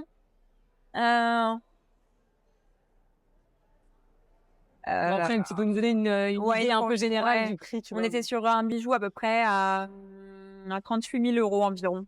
38 000 €? Ouais. Mais attends, et genre, ça représente combien de pourcents de la clientèle qui dépasse, par exemple, la dizaine de milliers d'euros Non, ça arrive quelques fois dans l'année, mais c'est pas régulier. Genre 5 fois dans l'année, 10 fois dans l'année? Non, ça peut être 2-3 fois. Tout dépend en fait. La clientèle, ça dépend des années. Là, depuis le Covid, ça se fait de plus en plus rare. Moi, quand même, une baisse des gens qui font des bijoux aussi et qui viennent vraiment du coup pour les fiançailles, le mariage, les baptêmes. Mais on a moins les. Incroyable. Et c'était pour une occasion particulière? Elle venait tous les ans se faire des parures incroyables. C'est ça que tu m'as raconté la première fois qu'on était au téléphone. Ça me faisait trop marrer parce qu'en même temps, c'est cliché, mais en même temps, bon, voilà, c'est la vérité. À chaque fois, tu me dis, parce que je te demandais, mais alors, du coup, c'est qui ta clientèle? Et t'es en mode, alors, c'est les femmes qui viennent dans la boutique et tout, mais les clients, ceux qui payent, c'est les hommes. C'est ça. Alors, après, elle, c'est une femme qui venait, elle venait, elle savait ce qu'elle voulait. Et puis, il y en a, ils viennent te voir vraiment aussi pour ton style. Et, ils savent ce qu'ils veulent, ils ont le budget qui suit. Enfin, il y en a, tu poses pas de questions, tu peux vraiment avoir le champ libre et tu fais tout ce que tu veux et ils te font confiance. Et tu as vraiment carte blanche ou c'est un petit peu... Alors, tu as aiguillé, par exemple, s'il veut une bague ou autre sur la couleur, mais après, niveau design, en général, tu peux faire ce que tu veux. Oh, cool. Voilà. Ok. Et là, par exemple, la rentabilité sur des projets comme ça à 38 000 €, est-ce que le prix, c'est par rapport aux matières premières, etc. Ou est-ce que tu arrives vraiment quand même à sortir en salaire là-dessus plusieurs Eh bien, milliers d'euros? alors sur un projet comme ça, du coup, forcément, tu vas moins marger que sur un projet à 3 000 €, par exemple. Tu vas pas faire la Tu vas même marge. moins marger Ben, tu vas gagner peut-être plus, enfin, tu gagneras plus d'argent en proportion, mais tu vas en marge brute, en pourcentage, c'est moins parce que tu veux pas, par exemple, une pierre qui coûte 10 000 €, tu peux pas la vendre 20 000 €, c'est pas possible, voilà. Parce que, enfin, tu peux pas te prendre 10 000 € dans la poche comme ça non plus. Ok, donc plus le bijou est cher, plus ta marge en pourcentage est faible en général. Exactement. Et ta marge en moyenne sur des bijoux sur mesure, c'est, on va dire, net dans ta poche. En pourcentage, c'est... Ça dépend. Alors, tout dépend aussi de ton mode de distribution. Moi, j'essaie sur du sur-mesure. Enfin, pour le moment, j'ai pas de boutique, j'ai pas de site internet. En général, c'est à 2, 2,5. Enfin, idéalement 2,5.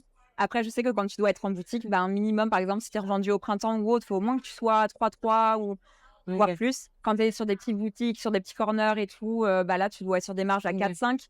Moi, c'est pas mon mode de fonctionnement, donc je serai pas sur des marges comme ça, mais sur du sur-mesure, tu es vraiment sur des marges plus proches et plus intéressantes pour ton client. Enfin, il en aura en soi un peu plus pour son argent, entre guillemets, parce que il aura plus de matière pour le prix que s'il achetait, comme ça. Parce que t'as pas l'image de marque à payer, comme quand tu achètes dans un bijouterie Cartier, tu payes la marque, tu payes la communication ou autre. Donc là, tu sais ce que tu payes vraiment ton bijou. Tu payes l'artisanat, la matière, exactement. etc. Okay. Et ça, ces marges-là, entre 2 et 4%, on va dire, c'est quelque chose de classique pour les maisons, on va dire, qui sont pas de sur-mesure, pas extrêmement connues, comme tu me disais, là, les marges vont être plus importantes. Je me rends pas compte, vu que je connais pas trop le milieu, si c'est une moyenne ou si c'est... On va dire qu'en général, la moyenne, elle est à 3. Enfin, moi, j'essaie de m'y situer, mais il y a des fois, tu peux pas y être à 3, en fait. C'est pas possible. Enfin, ton client, sinon, tu l'auras pas. Enfin, il y a des choses, tu es obligé de réadapter selon la demande. Parce qu'il y a beaucoup de concurrence sur ce marché-là? Sur Lyon, oui. Sur Lyon, énormément. Et puis en fait, avec toi, ils vont aller voir. Puis là, depuis avec Internet, les réseaux sociaux, c'est une catastrophe. Par exemple, tu as des nanas à Dubaï qui vont te sortir un bijou qui est fait en Thaïlande, mais avec les mêmes choses, c'est même pas ton prix de revient en France. Ah oui, mais là, on n'est pas sur du sur-mesure. Si, mais en fait, en gros, tu as aussi pareil, selon là où tu achètes tes pierres, selon là où tu as sourcé tes matières premières, c'est pas les mêmes prix. C'est à la bourse du diamant à Dubaï, elle est pas contrôlée pareil que la bourse à Anvers ou la bourse de Londres. Par exemple, la bourse du diamant brut de Londres ou à Anvers pour le diamant taillé, là, t'as pas les diamants de sang et de conflit qui sont censés y être. À Dubaï, c'est open bar, t'achètes, tu sais pas de la pierre d'où elle vient. Et du coup, la qualité en soi est moindre quand ça vient du marché, par exemple, Dubaïote, parce que tu sais pas trop la qualité. À Dubaï, non, la qualité du diamant, par exemple, va être la même. Tu vas avoir, par exemple, une qualité pour les diamants. Ça, c'est abusé parce que pour toi, c'est de la concurrence directe, en fait. C'est les... mais en fait, en soi, t'as pas... Enfin, tout dépend de tes valeurs. Après, c'est aussi, tout dépend aussi. Oui, il y a l'éthique forcément derrière. Voilà, les joues. Mais en termes de purement, genre là, par exemple, moi, je viens de voir avec une bague qui a été faite avec des matières qui ont été sourcées à Dubaï. Tu saurais pas me dire d'où vient le diamant? Alors, les diamants, en général, tu as un certificat souvent avec les pierres de centre et tout, donc tu sais d'où ça vient, d'où ça a été acheté. En observant la qualité, tu saurais... la qualité, elle est la même sur un diamant, par exemple. Ah ouais, c'est abusé. Et c'est ça qui est compliqué. Et c'est pour ça, une cliente qui voit, surtout les jeunes aujourd'hui, elles vont voir un bijou sur Internet, elles vont se dire « Ah, mais trop bien, je veux celui-ci de telle marque. » Et tu vois les prix et tu dis « Mais un bijou en France, 50% moins cher. » Par exemple, il y a une nana, elle vendait une bague, on était à 700 € en prix de vente. Moi, c'était ce que la bague me coûtait à produire. Enfin, on était à 600 à peu près en coût de production. J'étais là, mais moi, jamais je peux vendre une bague 700 €. Et du coup, la cliente, elle part voir ailleurs. En vrai, bon, de toute façon, il en faut un peu aussi pour tous les budgets. Et bon, c'est certes, c'est pas la même reconnaissance, la même, le même prestige, j'imagine. C'est ça. Mais la bague à 700 € là, en l'occurrence, qui était produite à Dubaï, c'était aussi 100% du sur-mesure? C'était une bague qui était personnalisée en soi. Enfin, elle l'avait déjà dans son modèle et après, elle l'a personnalisée. Donc, c'est pas non plus exactement le même niveau de qualité, on va dire, de création. Mais bon, pour des gens qui ont un petit budget, c'est sûr qu'ils peuvent potentiellement partir... Du coup, à 700 € peut se permettre d'avoir quelque chose. Après, voilà, du coup, tes diamants, tu sais pas d'où ça vient, ton or non plus. Enfin, bon, voilà. Niveau éthique, voilà, c'est à toi de voir est-ce que tu acceptes ou pas ce côté-là. Moi, je sais que c'est quelque chose que je tolère pas, donc voilà, j'irai pas. Ouais, parce que j'ai cru, je ne connais pas du tout énormément ce milieu, mais j'avais déjà discuté avec plusieurs joaillières et j'avais cru comprendre que tu as vraiment des sources de métaux précieux, de pierres qui sont vraiment exploitées dans des conditions déplorables et qui respectent pas les droits humains, etc. Et en France, tu as le choix de là où tu vas sourcer ton or. Après, tu as une réglementation quand même en France où l'or, il est tout tracé et où tu choisis. Enfin, tu peux pas faire ce que tu veux non plus en France. mais selon les pays d'où tu achètes ton bijou ou d'où il est produit, c'est pas les mêmes règles. Donc tu peux par exemple acheter ce bijou à Dubaï qui a été fait d'une façon mystérieuse, obscure. Mais par exemple, imaginons que ce bijou est produit à Dubaï et ensuite envoyé en France, il pourrait pas être vendu en France. Alors ça, je sais pas exactement comment elle vend, parce que du coup, sa société est montée à Dubaï. Donc, je pense qu'elle peut exporter après en France. Ouais, exporter parce que les personnes passent... Mais imaginons que toi, par exemple, tu fasses produire à Dubaï et ensuite tu vends dans ta boutique. Après, par exemple, elle produit pas à Dubaï. En général, les bijoux sont fabriqués en Thaïlande ou en Asie. Ok, donc ça passe par Dubaï juste parce que là-bas, la législation... Ouais, elle achète les bières là-bas, par exemple, et elle a sa société là-bas. Bon, fiscalement, c'est peut-être plus intéressant pour elle et tout. Mais si tu vends directement dans une boutique en France... Là, tu es obligé de respecter les normes éthiques, etc. Ouais. Donc là, par exemple, éthique ou en tout cas les normes en France. Après, tout n'est pas éthique non plus dans la réglementation en France. Ah ouais. Mais après, à toi de comment tu veux te positionner dessus aussi. Ok. Voilà. Et par exemple, là où j'étais étonnée, c'est à Vicenza, en Italie, sur le salon, la plupart des marques que tu retrouves en France, par exemple, même au printemps, ou dans des... je sais pas, la Samaritaine, il y a des bijoux. Je ne sais pas, bonne question.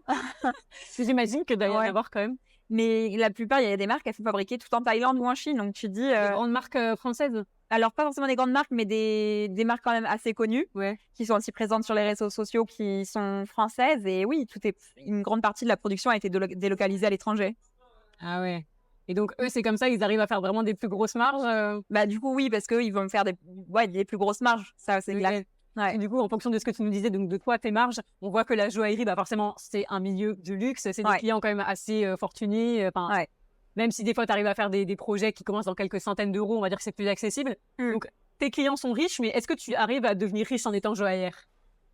À ton compte, en tout cas. Tout dépend des clients que tu as. Si tu n'as que des clients à 100 € tous les jours, ça demandait beaucoup de temps. Après, à toi de développer ta clientèle pour avoir des clients du coup avec des budgets plus importants. Là, pour faire beaucoup plus de quantité. Voilà, tu fais, exactement. Mais du coup, plus travailler aussi. Enfin, voilà, après, du coup... Donc, soit tu scales vraiment et tu arrives à faire une grosse boîte et là, tu as plein d'employés, d'artisans exactement. que tu recrutes et du coup, tu peux faire de la quantité à des prix quand même assez raisonnables et là, tu arrives à faire du chiffre. Mais toi, ton idée, c'est plutôt de faire en moyenne des bijoux plus chers et plus, on va dire, exclusifs. Moi, une moyenne qui m'intéresse sur le bijou sur mesure, on va être une moyenne entre 2 000 et 3 000 € sur un bijou, par exemple, où vraiment, tu as le temps de passer du temps avec le client, en fait, et de pouvoir prendre le temps. Parce qu'en fait, c'est vrai que sur un bijou aussi, par exemple, à 100, 200 ou 300 €, en fait, tu peux pas te permettre de passer autant de temps que sur un client aussi qui va venir et qui peut gagner plus aussi. C'est pas possible. Ouais. Ok. T'essaies de donner le même, la même chose au client, mais businessment parlant, tu peux pas. Enfin, c'est pas possible. Tu gagneras pas. Par exemple, le client, tu gagnes que 50 € dessus. Tu peux pas passer 4 heures dessus non plus. Ouais, et puis c'est ça que tu nous expliquais que toi, dans le fait d'être à ton compte, le fait de faire des bijoux sur mesure, ça peut varier beaucoup. Tu me disais des fois tu te déplaces pour livrer le bijou à des clients, des fois tu fais des maquettes 3D, imprimées 3D, des fois t'en fais pas. En fait, le temps que tu passes peut varier énormément et du coup ça, tu chiffres différemment à chaque fois quand tu te déplaces. Alors après, il y a des choses, tout dépend aussi au client, comment moi je veux l'accompagner dans son projet. Il y a des clients, oui, je sais que je vais avoir besoin aussi d'aller les voir, mais aussi en fait, par exemple, quand je descends sur Lyon, j'ai des professionnels à voir, j'ai des ateliers, j'ai des fournisseurs à aller voir. Donc, en fait, même si je vais voir mon client, il y a des moments où, oui, je peux me déplacer. Pas comme là, par exemple, en étant sur Paris aujourd'hui, si j'avais eu un rendez-vous, j'aurais pu aller voir le client directement, alors que j'aurais pu le faire en visio aussi. Enfin, peu importe, en fait. Tout dépend des opportunités que j'ai aussi pour accompagner le client dans son projet. Ouais. Et les besoins aussi et sa demande. Si vraiment le client, il tient à ce que je me déplace, là, par contre, oui, ça va être un frais supplémentaire. Voilà. Ok. Et donc, toi, in fine, tu as envie que cette partie sur mesure, ça soit quoi, 50% de ta production et idéalement faire plus de collections ou comment tu vois un petit peu l'évolution de ta marque? Moi, j'ai vraiment envie de continuer de faire de développer le sur mesure. Pour le moment, j'ai vraiment un marché de professionnels qui est vraiment assez important. Donc, c'est de réussir à le canaliser et le rendre stable ces prochaines années. Et de laisser pour le moment le sur-mesure du coup venir quand même petit à petit, le temps de moi déjà stabiliser le côté professionnel, mais en continuant du coup de développer du coup l'image, les réseaux sociaux, mais ça du coup de structurer ce côté-là, et après du coup une fois que c'est structuré, de le développer, et après comme ça une fois que il sera plus, enfin, par exemple, ma marque sera plus connue. À ce moment-là, ouais, sortir mes collections, mais j'aurais pu l'alimenter en montrant le sur-mesure, ce que j'étais capable de faire, ce que les clients peuvent venir chercher chez moi et pourquoi ils viendraient aussi. Ouais, c'est trop intéressant parce que du coup, effectivement, tu as toute cette partie où tu lances ta boîte, donc tu te focalises essentiellement sur le sur-mesure. Ça te permet de créer ton image de marque autour de ça, d'avoir une certaine clientèle déjà et d'avoir des retours, comme tu le disais, de ce que les gens viennent chercher. Du coup, ça te donne plein d'infos, plein de retours sur ce que les gens souhaitent en bijouterie pour ensuite, toi, anticiper tes collections permanentes. Et du coup, in fine, tu aimerais vraiment pouvoir abandonner quasiment le sur-mesure et vraiment te focaliser sur... Non, le sur-mesure, j'aimerais vraiment le garder parce que pour moi, c'est quelque chose qui est vraiment important, que le client, il ait vraiment le bijou qui lui corresponde et que ça lui aille, qu'il ait vraiment ce qu'il souhaite à la fin. Oui, puis ça te permet aussi de te positionner, j'imagine, comme une marque vraiment de luxe puisque tu peux faire des projets vraiment sur mesure et c'est un service de plus pour tes clients, etc. Ouais. Et de le garder comme service principal, mais d'avoir mes collections en plus. Comme ça, le client qui vient chez moi, par exemple, en rendez-vous, mais finalement, mais j'aime bien aussi votre bague là aussi, mais du coup, que ce soit plus un produit en plus qu'il pourrait prendre, par exemple. Vraiment, par exemple, au coup de cœur, après que vraiment, par exemple, ils viennent chercher après une collection chez moi, hôtel bijoux, de cette collection parce que ça lui plaît. Mais après, qu'ils viennent aussi pour mon style, du coup, sur la partie sur mesure aussi. Trop bien. Et toi, directement, là, quand tu as lancé ton activité à ton compte, tu étais rentable le premier jour ou comment ça s'est passé? J'avais déjà des clients, donc professionnels principalement. J'avais un peu de particulier quand même, mais j'avais quand même déjà beaucoup de travail. Donc c'est pour ça aussi que je me suis montée en société dès le départ aussi. En plus, j'avais pas mal d'investissements à faire aussi, donc au niveau des travaux, au niveau de la société. Donc je me suis dit, comme j'avais les clients, les investissements, je savais où j'allais, je me suis dit, tant qu'à faire, allez, je me lance en société, puis on verra aussi trop bien. Voilà, par la suite. Mais ça, c'est cool, c'est quand même un métier exigeant où il faut aller chercher la clientèle au début, c'est pas quelque chose qui tombe, qui est inné, mais vu que toi, tu avais cette expérience déjà ta reconnaissance que tu as acquis au fur et à mesure de ces années, tu avais déjà cette clientèle qui t'a permis d'être rentable directement. Ça, c'est top. Et aussi la partie quand tu vas te lancer sur les collections, ça aussi, je réfléchissais quand tu expliquais que in fine, limite, je pense après, peut-être tu seras plus rentable sur les collections permanentes parce que... sur les collections, oui, c'est ça, parce que moi, ça sera déjà fait. Le client, il donne juste la taille de doigt ou la taille de pierre qui peut différer. Ou si c'est du bijou personnalisable, mais en fait c'est pour ça aussi que je voulais faire les catalogues vraiment pour les professionnels où ils ont des modèles un peu existants qui me disent je veux tel modèle comme ça avec ça, très bien, ok, comme ça moi j'ai toutes les infos de base, je sais où je vais et en fait j'ai pas le temps d'appel par exemple avec le client, mais comment on fait, tu veux aller où et tout, le projet il est déjà défini, j'ai plus qu'à le faire et c'est fait en fait, moi je livre mon produit, je peux le livrer plus rapidement, je peux en faire plus, donc oui pour moi c'est bien plus intéressant et plus rentable de travailler comme ça, même si c'est du temps de développement. Ce temps de développement, je vais le gagner en optimisation de mon temps après derrière. Puis après, c'est du travail qui fonctionne tout seul parce qu'une fois que tu as fait ton site web, que tu as fait les premières maquettes, alors soit tu as fait des visuels 3D, soit tu as réalisé le bijou et tu as fait un photoshoot, etc. Tu poses tout ça sur ton catalogue. Imaginons que tu as déjà construit l'identité de ta marque, la reconnaissance, le prestige de ta marque sur les premières années à travers des prestations sur mesure. Tu vas déjà avoir des clients qui vont circuler sur ton site web, etc. Et en fait, toute cette partie où normalement c'est du conseil, qu'est-ce que vous voulez, etc. Les gens vont pouvoir choisir eux-mêmes, passer commande. Et toi, en fait, ça t'a pris du temps de mettre en place ce côté boutique en ligne. Mais c'est un temps gagné derrière. Ça fonctionne tout seul. Et le client, il sait où il va aussi. Non, ça c'est top. Et ça, j'aimerais bien vraiment le mettre en place. D'abord pour les professionnels, comme ça, je teste si ça marche et si ça plaît. Et comme ça, après, le but, du coup, après, c'est de faire le site internet. Mais du coup, par rapport à ce que je voulais faire ou je voulais le faire dès le début, du coup, peut-être un peu le décaler. Mais comme ça, moi, j'ai déjà tous mes catalogues, tous mes books. Si jamais je dois aller voir du coup des professionnels aussi, je peux déjà leur envoyer aussi.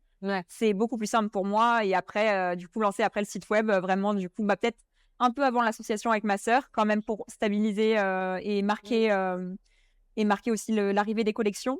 Mais après, du coup, continuer de développer ce côté-là.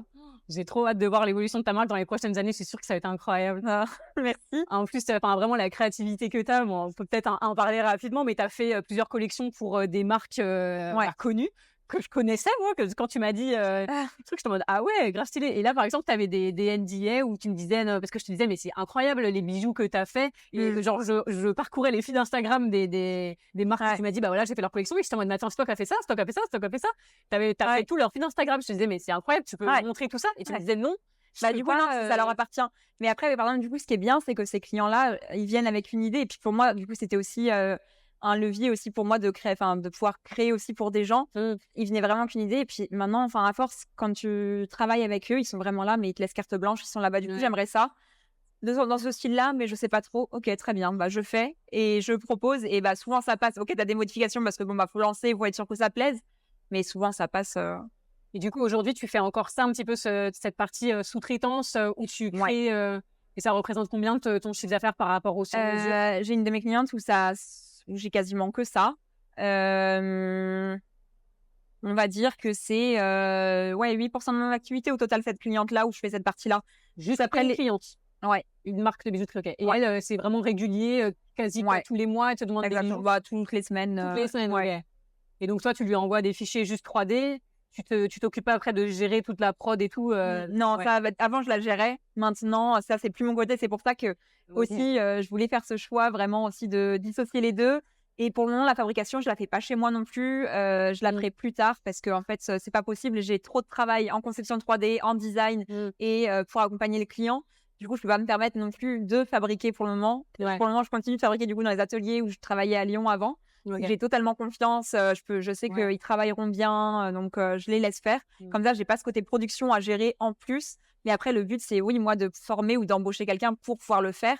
Comme ça, je peux l'internaliser dans mon entreprise. Et c'est vrai que plus je ramène les savoir-faire chez moi, c'est mieux aussi. C'est sûr. Voilà. Même pour vendre, tu dis ok, tu vas sourcer tes matières premières en France ou autre. Mais par contre, toute la production, la fabrication se passe dans le Jura. Le client il est encore plus rassuré aussi. Donc, actuellement, que ce soit pour ta marque, tes propres clients, ou quand tu es designer, on va dire ad hoc pour d'autres marques, là, tu es vraiment en ce moment que sur le design et la conception 3D et tu sous-traites à chaque fois ou c'est pas toi qui t'occupes de cette partie-là? Non. Mais quand tu vas créer du coup ton showroom, tu as l'idée d'avoir un atelier aussi dedans ou Oui. Okay. Et en fait, c'est pour ça quand j'aurai fini mes travaux, du coup, j'ai des choses à faire au niveau de la loi pour faire la fabrication dans mon local professionnel. Donc, quand je pourrai, je mettrai mon atelier du coup dans le bureau, mais vraiment que ce soit une partie plus minime. Et comme ça, si j'ai besoin, et puis même moi, des fois, j'ai besoin d'aller à l'atelier, de me dire j'ai envie de fabriquer, tester des choses et que j'ai cette possibilité-là de me dire la 3D, je la laisse de côté. Là, je peux aller m'éclater à être à l'atelier. J'ai tout ce qu'il faut et go. Hein. Trop bien. J'ai vraiment l'impression que c'est ta passion, la joaillerie. D'accord. T'as l'impression de travailler quand tu te lèves le matin. Le matin, tu te lèves, t'es contente, tu te dis je vais faire quoi et tout. Tu te dis mais je vais faire ça pour tel client. Mais je vais le faire comme ça va être trop beau. Et puis après, à force, en plus, tu sais conseiller les clients pour que tout te plaise. Après, ce qui est compliqué, c'est des fois tu te dis mais c'est toujours la recherche de la perfection. Des fois, de te dire stop, je m'arrête là, ça sert à rien d'aller plus loin. Le mieux est l'ennemi du bien aussi. Donc tu fais comment? Et après, ça, tu l'apprends avec le temps. Parce qu'au début, je voulais toujours aller plus loin, me dire non, là, c'est pas parfait, je refais et tout. Mais c'est pas nécessaire, en fait. En fait, c'est ça quand tu es consciencieux et même quand tu es une personne créative de manière générale. Et je retrouve ça vraiment dans beaucoup de gens que j'ai interviewés. Même à chaque fois, tu as ce truc où il faut savoir s'arrêter parce que certes, tu es une personne, tu es un créatif, mais tu es aussi un entrepreneur à côté. C'est ça. Donc, tu dois y gagner aussi, en fait. À trouver le juste milieu entre... En plus, des fois, souvent, toi, tu es plus exigeant que en vrai les clients. Bon, je sais pas, peut-être pour la bijouterie, la joaillerie, c'est quand même quelque chose de précision. Donc, j'imagine que, bien entendu, il faut que le truc soit parfait. Mais après, le niveau de perfection diffère toujours. Moi, en graphisme, je sais que des fois, franchement, je me prends la tête pour des trucs, des détails. Et le client, il le remarquera même pas. Le client ne le remarque même pas. Donc, c'est sûr qu'il faut trouver. Et ça, comme tu dis, c'est quelque chose qui s'apprend avec le temps. Mais du coup, comment tu organises un petit peu ton agenda au jour le jour? C'est d'abord en fonction par exemple, des commandes que tu as à l'extérieur, des marques. Chaque semaine sont vraiment un peu différentes. En général, j'essaie toutes les 2 semaines après de descendre une journée à Lyon. Que ce soit pour aller chez mes fournisseurs, voir mes clients, pouvoir échanger sur des projets qui nécessitent que je les vois en vrai. Parce qu'il y a des fois, quand je travaille pour des professionnels, j'ai besoin de voir la pierre, de voir le projet et d'échanger en direct parce que au téléphone ou autre, c'est pas pareil. Tu comprends. Des fois, tu peux avoir des quiproquos pour rien et du coup, tu travailles mais mal parce que en fait, tu t'es pas compris et du coup, tu dois refaire. Donc des fois, vaut mieux prendre le temps, te dire c'est pas grave, je vais venir, je vais descendre, on va voir. Et après, sinon, le matin, du coup, je me lève, je suis chez moi. Alors moi, je suis très matinale, j'adore me lever tôt et souvent, je me lève soit tout dépend. Ça dépend des périodes, mais pendant une période, là, je me levais surtout vers 7h, 7h30, j'attaquais ma journée. Là, en ce moment, j'ai beaucoup de travail. Du coup, je sais qu'à 5h30, 6h, j'attaque ma journée. Mais non. Tu te lèves aux aurores, quoi. Mais le monde t'appartient. Alors après, c'est lié aussi à mon train de vie, parce que j'ai mon compagnon qui, lui, se lève tôt le matin aussi. Il se lève à 5h30. Du coup, j'en profite, parce qu'au lieu de me rendormir, je me dis, profites-en, lève-toi, va travailler. Et est-ce qu'il y a des tâches que tu affectionnes faire particulièrement le matin? Je sais pas, la conception 3D. Ouais, la conception 3D, j'aime bien. Les choses, il y a des fois en conception 3D, il y a des choses qui sont un peu prises de tête où tu dois vraiment te concentrer. Et ces choses-là, j'aime bien attaquer la journée avec. Parce que je me dis, ma journée, en fait, tu t'es libérée après. Avec le plus compliqué, on va C'est dire. ça, où tu as besoin de plus te concentrer ou autre. Donc vraiment, après, t'es bien, t'es tranquille. Ouais, j'ai exactement la même chose qui est pour les projets créatifs, que vraiment, je préfère faire ces tâches-là le matin parce que c'est le moment où j'ai mon cerveau qui est frais, tu vois. C'est ça. Et je réserve un petit peu tous les trucs parasites, un peu relous, compta, communication, tout ça, plutôt pour l'après-midi, parce que je sais que, comme toi, je suis un peu plus du matin et j'ai du mal vraiment à travailler, tu vois, être vraiment efficace après 18-19 heures. Bah, moi, c'est pareil. Et des fois, du coup, moi, la compta, souvent, je la fais un peu après manger quand t'es un peu fatigué, quand t'es un peu dans le jus et que t'as du mal à te remettre dedans, bah, tu dis, bah, c'est très bien comme ça. Bah, c'est des choses où tu sais que tu vas perdre du temps. Donc, prendre du temps sur ta compta, tu te dis, bon, bah, tu le fais là. Bon, si t'as besoin d'être optimum, bon, tu l'as fait à un autre moment, mais au moins, tu prends le temps de le faire. Et après, une fois, bah, t'es réveillé, c'est bon, tu peux t'y remettre. Mais c'est pareil. Des fois, ça m'arrive en général, je finis tôt mes journées quand même. Je finis à faire 16-17 heures, tout dépend. À l'heure où je commence aussi, mais sinon, je finis vers 17 heures à peu près. C'est quand même 8-9 heures de taf en vrai. C'est ça. Et puis par contre, ce qui est dur, c'est aussi en travaillant de chez toi, c'est que tu perds pas de temps quasiment. Et du coup, de te dire, mais stop les moments où t'as plus rien à faire, mais stop, coupe, fais autre chose. Et ça, c'est vraiment dur. Des fois, tu te dis, mais tu peux avoir franchement l'opposé aussi, la tendance, tu vois, à vu que t'es chez toi, te dire, oh tiens, si je faisais ci, si je lançais une tournée de linge, si je faisais ça. Moi, j'ai un petit peu ça. Moi aussi, je me dis, ah mince, j'ai lancé la machine, faut que j'aille les temps.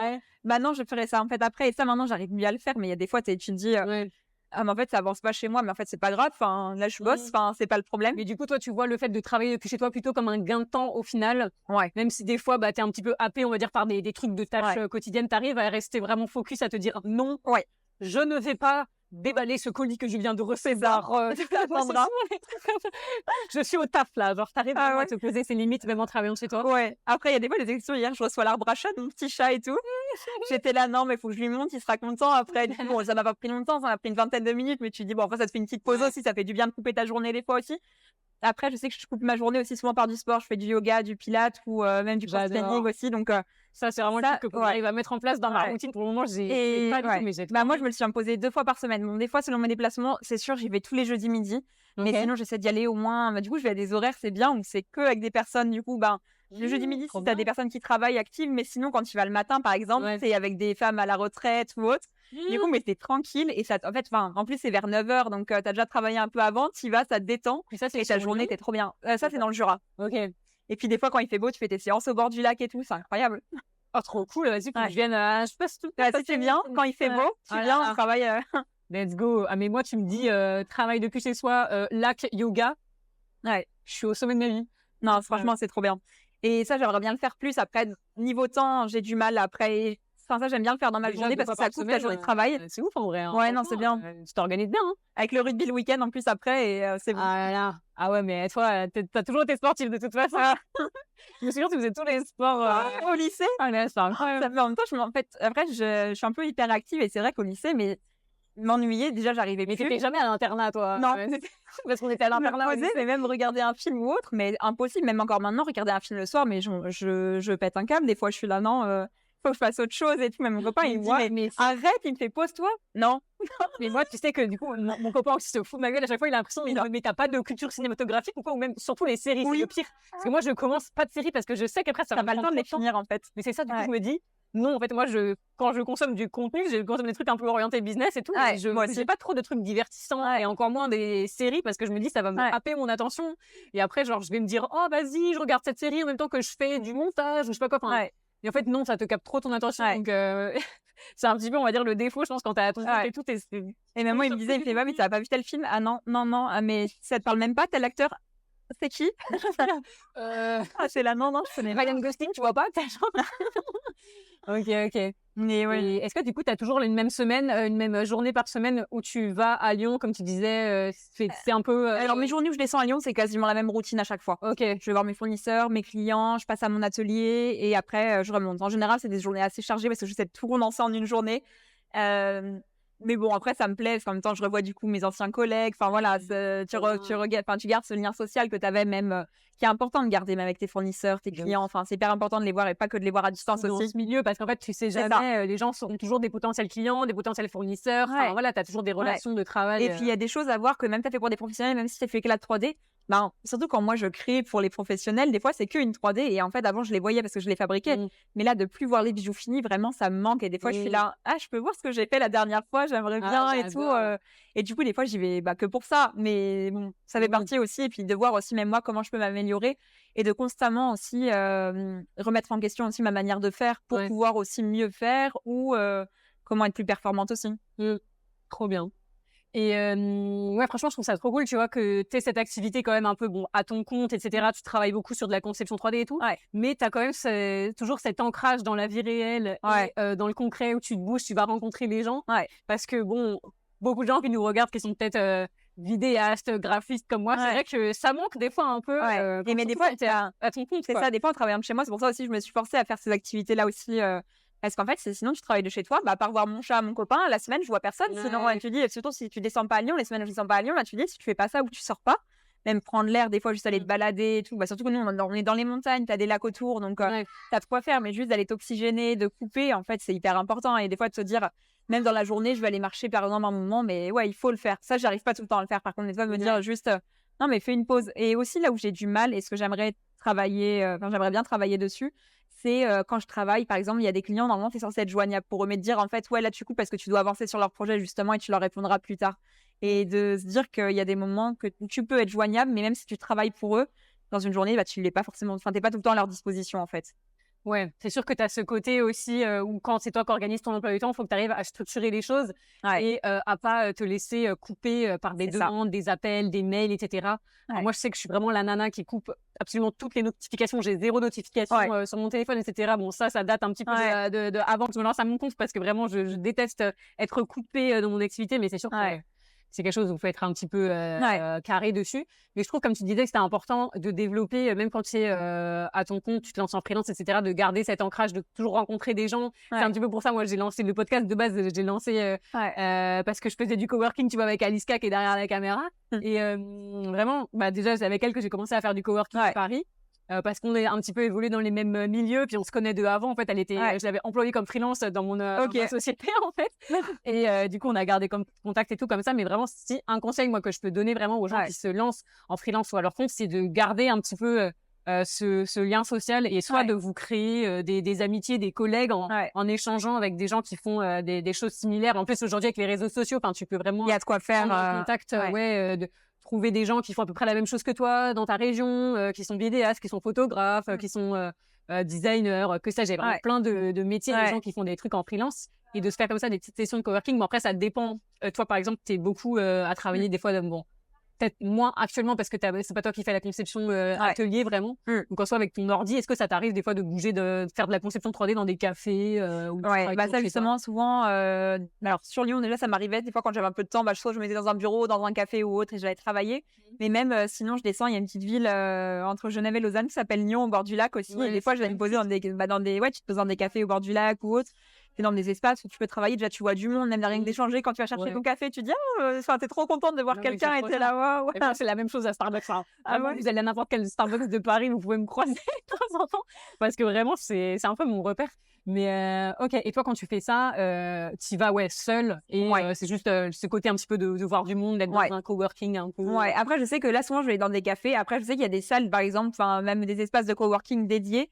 Et là, il faudrait vraiment que j'y aille aussi. Des fois, je me dis, je peux toujours rencontrer des gens aussi où ça peut être intéressant. Et ça, je suis pas allée encore parce que c'est vrai que je vois encore quand même beaucoup de gens encore au quotidien, du coup, faire mon activité. Mais c'est vrai que c'est des choses qu'il faudrait que peut-être que je m'impose après aussi de me dire, par exemple, une demi-journée par semaine, je vais dans ces espaces-là pour aller travailler aussi.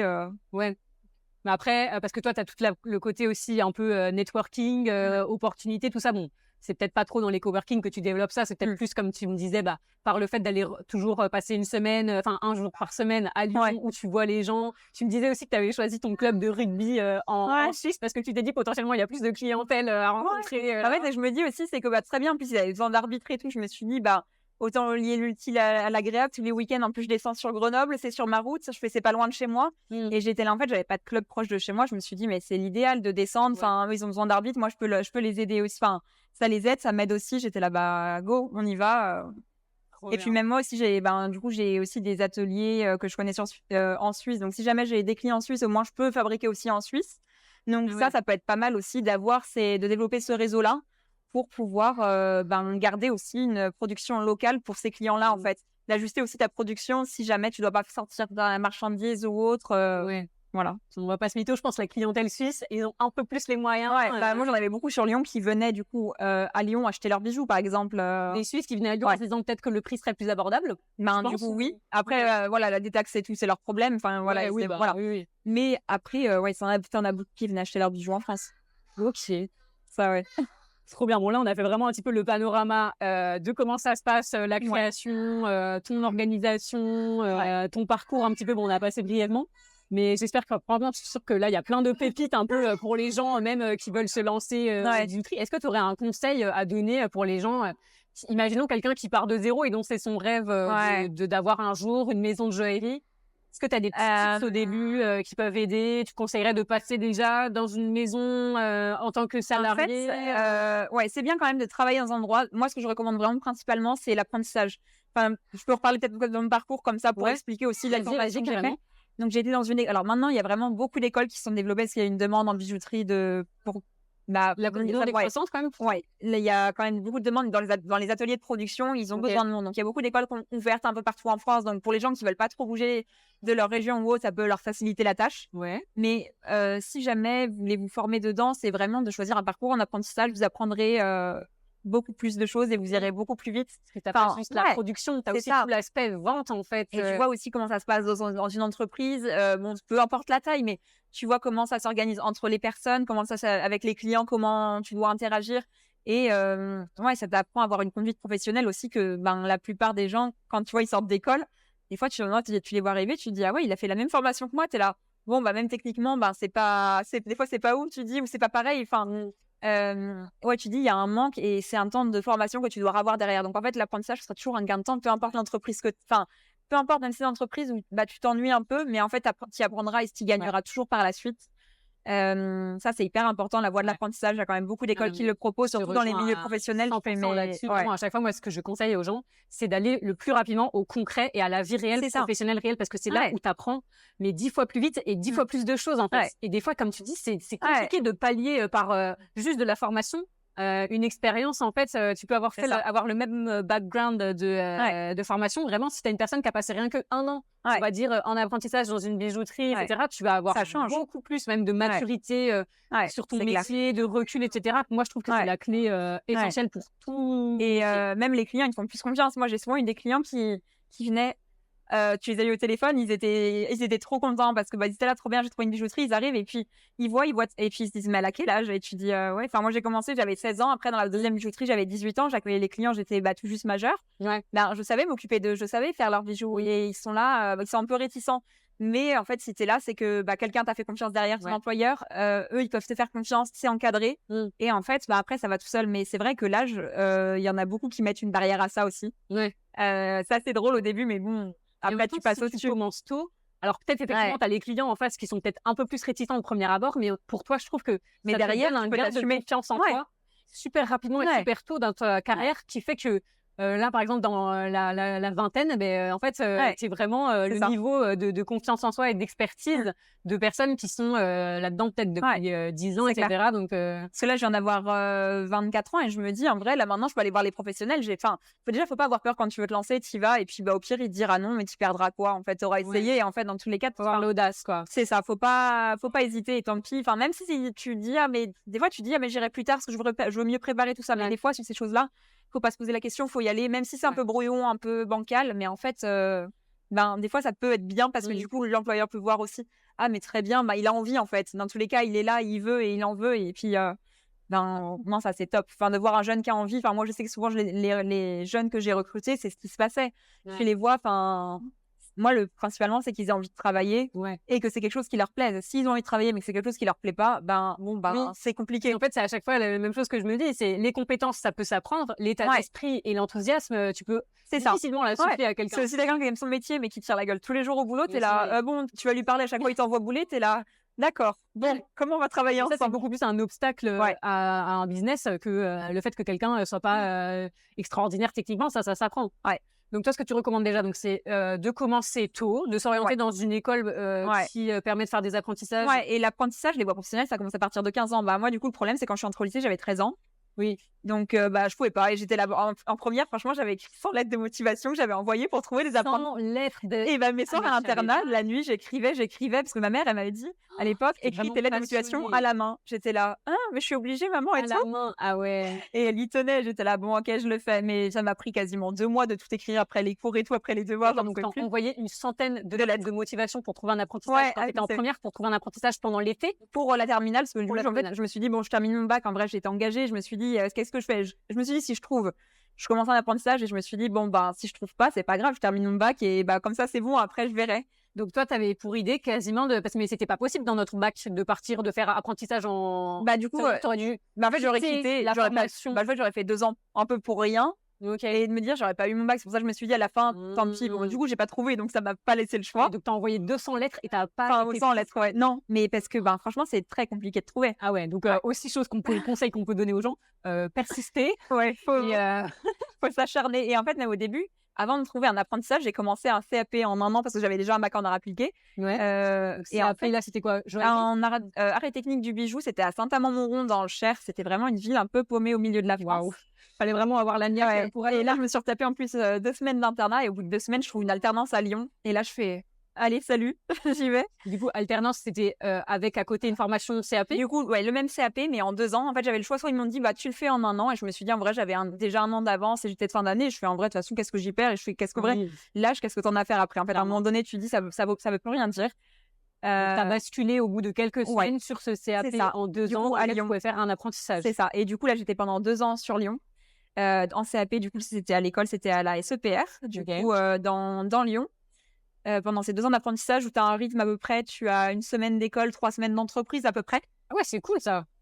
Et puis alors maintenant les classes ont grossi, mais c'était des plus petites classes à l'époque où on était une dizaine, donc franchement c'est bien. Et tu verras après le CAP, il y en a ils s'arrêtent au CAP, ça t'empêche pas de travailler, tu peux très bien t'arrêter là. Ok, donc le CAP c'est suffisant pour se lancer dans le. Oui. Après moi je conseille, c'est vrai que je me suis dit je préfère le faire en 2 ans, comme ça tu prends le temps vraiment d'apprendre en fait pendant 2 ans et de maîtriser.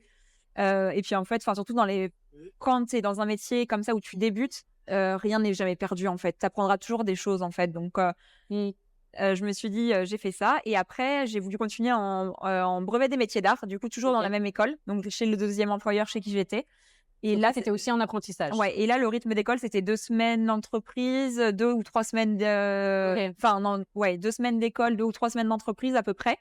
Et là, pareil, après, de toute façon, il existe plein d'autres écoles à Paris, Saumur, il y en a dans l'Est de la France, il y en a une à Morteau, mais après, ils ne sont pas tous en apprentissage aussi. Et après, c'est essentiellement des écoles publiques ou privées? C'est des CFA, donc en général, c'est semi-privé ou public, ou après, tu as des écoles privées aussi. Un petit budget, on va dire, pour les études en joaillerie. Mais quand tu es en apprentissage, tu as les OPCO qui financent ou c'est ton employeur qui finance. Donc en fait, moi, mes formations ne m'ont jamais rien coûté. Ok.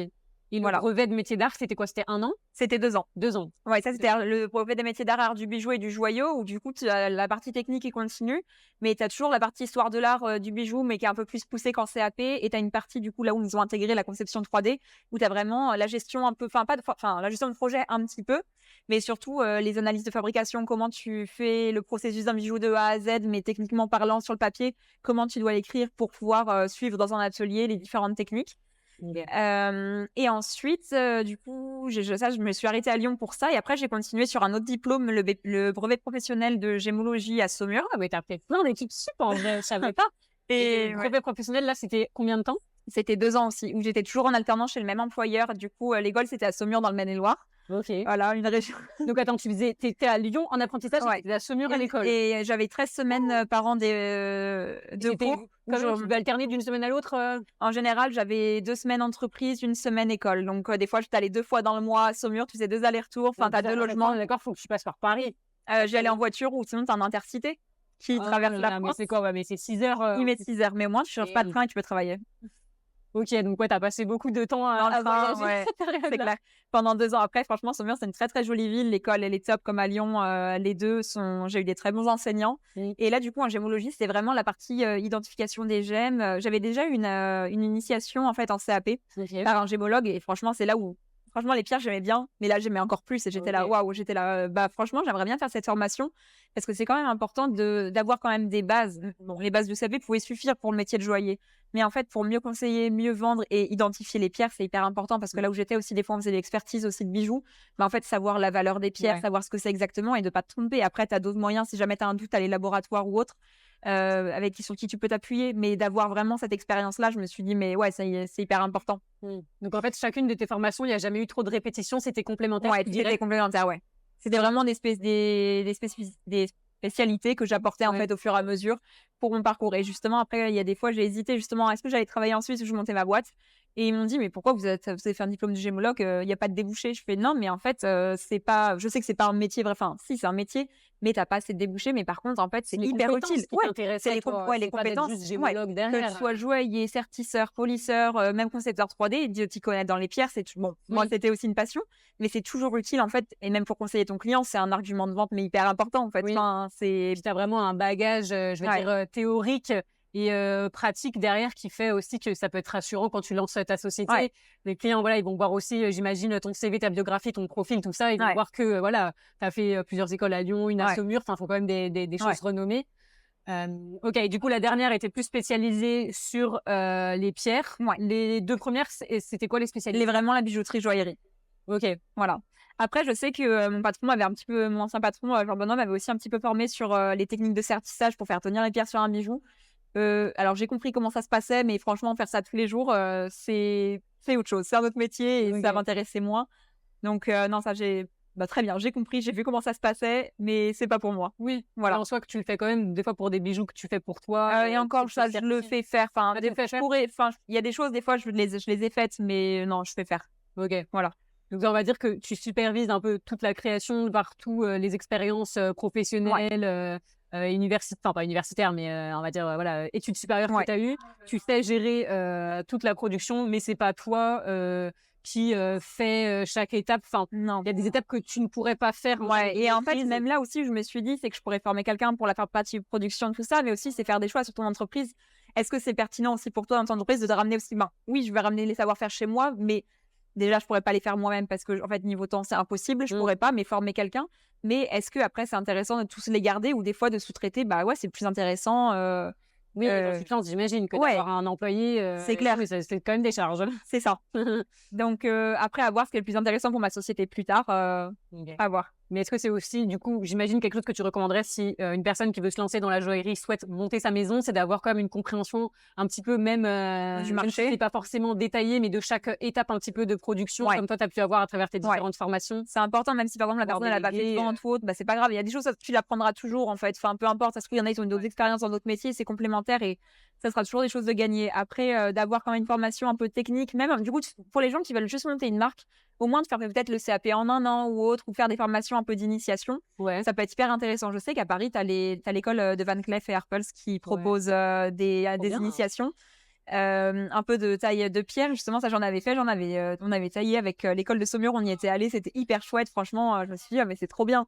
Mais c'est pareil, du coup, ça te permet de découvrir les différents métiers et aussi quand tu sais pas trop est-ce que je veux faire plutôt ça ou ça, enfin, ça te permet d'être plus éclairé, de faire un meilleur choix aussi derrière. Ouais, trop bien. Et ouais, tu dirais que si la personne souhaite juste être employée, on va dire, dans une marque de joaillerie et c'est un autre parcours peut-être que tu recommanderais ou... Ben, au moins, dans tous les cas, de se former avec le CAP. Après, le brevet des métiers d'art, ça peut être bien de un peu plus poussé parce que c'est pareil, tout dépend où tu veux travailler. Si tu travailles en France, t'es pas payé au diplôme. Donc, enfin, t'es payé un peu n'importe comment en France, donc Ouais. c'est différent. Ok. Mais par exemple, si tu veux aller bosser en Suisse, t'es payé au diplôme. Donc là, ça peut être plus intéressant de passer certains Faire diplômes pour être mieux payé aussi. En fait, tout dépend là où tu veux travailler et pourquoi tu veux faire. Après, rien ne t'empêche d'arrêter, de te reformer plus tard aussi si tu veux. Enfin, l'apprentissage, tu peux le faire plus tard il me semble jusqu'à une trentaine, 30 ans. Après, il y a toujours des alternatives dans tous les cas avec les formations pour adultes Ouais, aussi. les Donc, gens qui se reconvertissent, ouais. etc.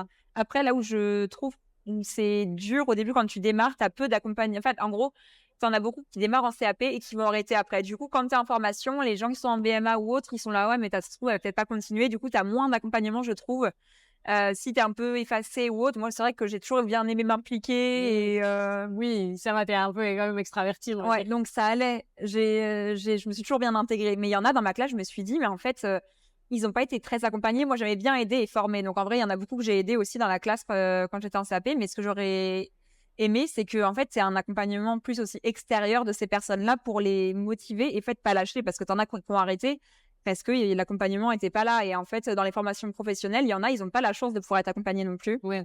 Et je trouve ça dommage. Il ne faut pas se limiter vraiment juste à ce que le cursus t'apporte en termes de théorie, etc. Il faut essayer d'être un peu plus aller parler aux profs, on va dire, chercher un petit peu ce supplément de pratique quoi, pour vraiment se perfectionner, que si tu restes un peu effacé dans ta classe, etc., tu peux passer à côté de beaucoup de choses. C'est ça. Ouais.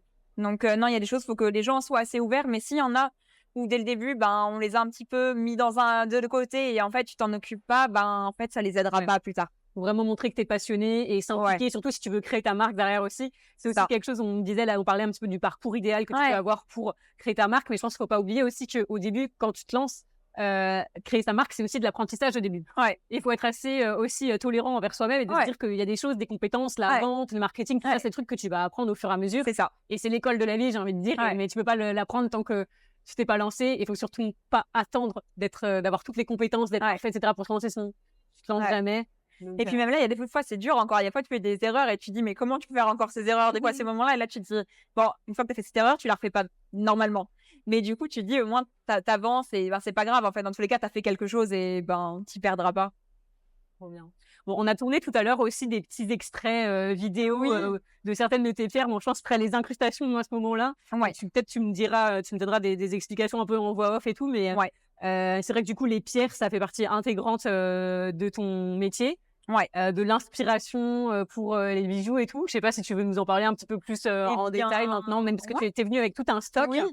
En fait, j'en ai pas mal. Ça, c'est des catalogues un petit peu que tu montres aux gens et tu m'expliquais que ça peut aussi te servir. Enfin, c'est toute une collection que tu t'es constituée. En fait, moi, c'est des choses. Bon, c'est souvent des pierres déjà que j'aime et que j'affectionne et en fait que j'imagine. En fait, moi, quand je vois une pierre, j'imagine un bijou derrière aussi. Donc toutes ces pierres-là, je les ai achetées. C'est pour ça celle-ci, quand je l'ai achetée, je savais avec quelle pierre de mon stock elle allait aller. Alors qu'il y en a, je les ai depuis belle lurette et je me suis dit non mais ça ira, c'est très bien, je sais où ça ira.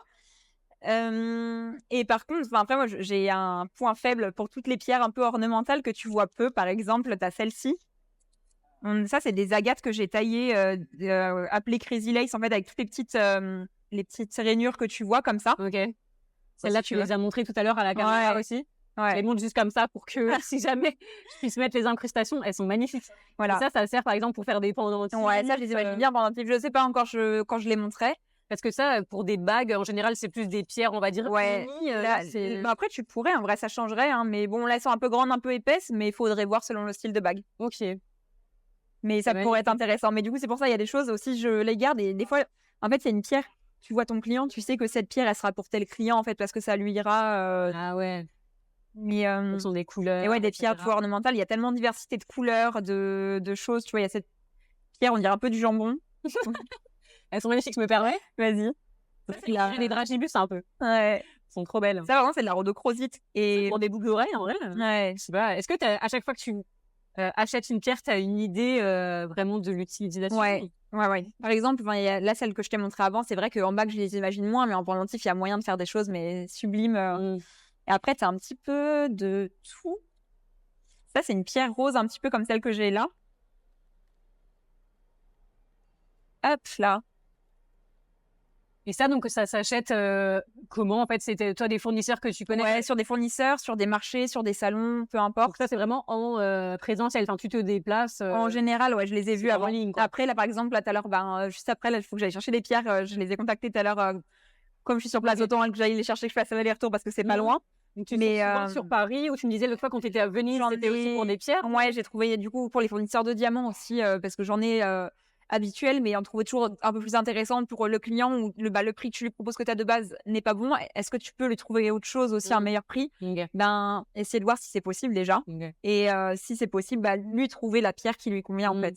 Et c'est pour ça. Quand tu vas chercher des pierres, c'est plus parce que tu as une idée d'un projet pour un client qui t'a commandé, ou c'est juste aussi un petit peu pour faire de la veille en soi? Là, celle qu'il y a ici, c'était moi. Un catalogue pour potentiellement après des collections. Là, moi, c'était vraiment avoir un panel, tu vois, de pierres différentes fois. Il y a celle-ci, tu vois, c'est hyper mignon. La couleur, j'adore. Ça me fait un peu penser à la couleur qu'on a choisie pour ton identité visuelle. J'aime trop, c'est magnifique. Mais non, franchement, il y a de quoi faire. Parce qu'on a... Non, ça, j'étais déjà sortie. Mais ouais, non, il y a beaucoup de choses à faire. Et pendant qu'on montre un petit peu tout ça, toutes tes pierres, est-ce que tu as des anecdotes? À chaque fois, on se dit la joaillerie, la haute joaillerie, c'est un milieu très prisé, très convoité, où on imagine plein de choses. Est-ce que tu as des anecdotes au cours de ta carrière, de trucs un peu, je sais pas, soit en termes de je sais pas, sur l'argent, des trucs super ostentatoires, t'as été invité dans des salons, dans des trucs magnifiques, des clients, il y a des anecdotes drôles. Moi, ce que je trouve assez drôle à force, c'est le tabou autour de l'argent que tu as face à tes clients. Ah ouais. Des fois, il y en a... Même dans ce milieu-là, ils ont des tabous sur le prix. Ah ouais, complètement. Et puis en fait, il y en a, tu leur demandes leur budget. Ils veulent pas te dire. Non, et ils te regardent, non. Et t'es là, comment ça? Non, moi, si je peux pas vraiment travailler, si j'ai pas un ordre d'idée. Du coup, il y en a, tu leur proposes, après, ils sont là, bon, bah, très bien. Plutôt 500 €, plutôt 1000, plutôt 10 000. C'est ça, ou une fourchette, peu importe. Moi, je vais pas forcément me mettre à la fourchette haute, mais ce qui convient à votre projet, en fait, c'est juste ça. Mais parce qu'ils ont l'impression que tu vas les berner derrière, si tu te donnes un prix, ils disent. Il y en a, je pense que oui, à mon avis, ils doivent se dire que si je demande le budget, c'est pour me mettre à leur budget, en fait, et gratter le plus, en fait, je pense. Alors que c'est pas le but, en fait, c'est vraiment de proposer la chose la plus adéquate à leur demande. Et il y a des clients où c'est drôle, par exemple, ils viennent pour leur bague de fiançailles, où ils sont là, ils te mettent le prix sur un bout de papier qui te passe parce qu'il y a leur compagne qui est là. C'est trop drôle. Ok, d'accord. Ou une fois, dans une bague de fiançailles aussi, je lui demande, mais est-ce que vous voulez graver la bague et tout? Et puis il me fait, ouais, le surnom de ma femme, s'il vous plaît. Je fais très bien, alors dites-moi. Tractopelle. Tractopelle. Ah, l'amour. Ah ouais, si mon mec m'appelle Tractopelle, il peut aller sur... Il a fait graver dans la bague de fiançailles, il y a Tractopelle, le surnom de sa femme. Énorme. Ah oui, c'est vrai que j'avais pas pensé à ça, mais il y a des gens qui doivent te demander de faire personnaliser des fois des bijoux. Il y a des gravures, il y en a, ils veulent écrire leur vie entière dedans. Tu te dis, non, mais s'il y a le tour de la bague, je peux pas aller dans les pas sur un truc manchette qui va te faire tout le c'est ça, en fait. Mais non, franchement, il y a des fois, il y a des gravures assez drôles comme ça. T'as d'autres exemples de gravures Non, en vrai, celle-ci surtout qui m'a marqué après, non, les autres. Et après, c'est surtout des textes à rallonge où tu dis non, mais il faut condenser, il t'enlève un mot et t'es là, non, là, faut vraiment raccourcir. Ou il faut essayer vraiment de les canaliser. Après, un client aussi, bah forcément, la conception 3D, ça a des limites. Enfin, ça a des limites et des fois, c'est bien oui et non parce que des fois, tu dis de revenir au dessin, ça peut être pratique pour certains clients parce qu'en fait, après, ils veulent aller trop loin. Il y en a une fois, je lui ai sorti une maquette 3D. Déjà, il m'a dit non, mais là, c'est trop gros. Je fais non, mais je vais vous sortir la maquette 3D, vous allez voir que ça correspond à ce que vous voulez. Je lui sors la maquette. Il mesure, il fait faut enlever 1/10 là. Je le regarde, je fais 1/10, mais le mec il s'est pris pour ouais, je fais en mode oui, il s'est pris pour du coup j'étais là OK, mais il était tellement un peu spécial, bordé, j'étais là bon, je vais à l'atelier, je gratte un peu plus d'1/10 quand même. Et puis il me fait non, mais là vous avez pas enlevé 1/10, vous avez enlevé moins. Du coup, il me fait passez-moi votre pied à coulisse, je veux mesurer la largeur, l'épaisseur. Mais mec, t'as envie de dire fais-le toi-même alors ta bague. J'étais là en fait, c'est mon métier. Ouais, c'est ça. Et là du coup, je lui fais puis il fait non mais je suis pas sûre. J'étais là OK. Du coup après on fait la bague et il fait non mais là c'est pas la même épaisseur que la maquette hein. J'étais là en fait on est exactement pareil mais forcément t'as le visuel 3D, t'as la maquette en résine. Un métal et une résine. Et du coup visuellement ça fait pas le volume. Du coup non finalement ça lui allait mais il y avait toujours quelque chose à dire et c'est ça aussi le problème de la 3D où les gens ou quand tu leur proposes ces services là après ils auront toujours un truc à dire mais non mais finalement là je trouve ça gros alors que non enfin en fait ils se créent un petit peu des attentes au préalable et des exigences qu'ils n'auraient pas finalement si tu leur montrais directement et puis c'est ça et du coup des fois ils veulent voir la chose finie et je suis là mais bon c'est pour ça aussi d'avoir des collections ça peut être bien pour leur montrer mais regarde ça peut être comme ça mais fait comme ça aussi c'est sûr mais bon après sur mesure tu peux pas des fois le faire. Mais c'est là aussi où tu as la présence des réseaux sociaux et de l'image que tu vois, mais tu peux voir de l'image partout en fait. Donc les clients sont habitués maintenant à les voir sur internet, à comparer. Donc tu leur proposes une image, ils vont aller voir. Non mais finalement je voudrais comme ça. Mais bon. Oui. Ça c'est un petit peu les anecdotes que tu as. Tu me dis si jamais tu penses à d'autres trucs. Ça va. Sinon je t'avais préparé des petites questions un peu plus, on va dire, les questions que je pose tout le temps sur le podcast. Laisse-moi prendre ça.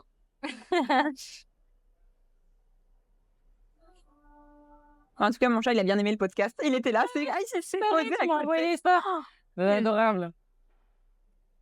Alors, est-ce que tu as un plus gros fail dans ton un jour où vraiment une anecdote, un truc que tu sais, on demande toujours les succès, les trucs, ton meilleur souvenir, etc. Est-ce que tu as un jour une anecdote un petit peu d'un truc qui s'est vraiment pas du tout déroulé comme tu le pensais, où le client a été exécrable, des choses comme ça? Ouais, une fois, il y a une cliente, justement, je l'ai au téléphone. C'était pour la mise mesure de la taille de doigt d'un solitaire avec un gros diamant dessus. Ouais. Mais je savais qu'elle venait pour ça, que c'était une bague en platine et qu'il n'y a pas de souci, je suis capable de le faire. Ouais. Et elle arrive, elle se pointe, elle fait « Mais c'est vous que j'ai eu au téléphone ?» Je fais « Oui, oui. » Elle fait « Non, mais je veux voir le responsable. Moi, je vous laisse pas ma bague. » Elle a pété un scandale dans la boutique et tout. J'étais là « Non, mais de toute façon, je suis toute seule. Le patron, il sera pas là cette semaine. » Oui, tu m'as dit genre c'est moi qui tiens la boutique. En fait, voilà. Moi, limite, je suis plus J'étais là. que le patron. Ouais. J'étais là, Jean-Benoît, il peut vous le faire sans problème, mais il est pas là en fait. J'étais là, donc là, c'est moi qui vais m'occuper de votre bague. Et puis, soit vous restez, vous attendez là, soit vous repassez dans 1 heure le temps que je la fasse. Et elle était là, non, mais je sais pas. Je peux pas vous laisser. Elle avait la bague, et Ouais. avec la pierre, et avec que tu fasses non, elle était déjà sur la bague, mais la bague, fallait la rétrécir de taille. Elle était trop grande pour elle. Elle l'avait eu de sa famille. Et du coup, j'étais là. La meuf te faisait pas du tout confiance, quoi. Non, aucune confiance. J'étais là. Bon, mais elle m'a vraiment très, très mal parlé. Elle me prenait de haut. Puis elle était là, mais insupportable. Il y avait sa belle-fille qui était là en plus. Elle était trop gênée. Elle savait pas où se mettre.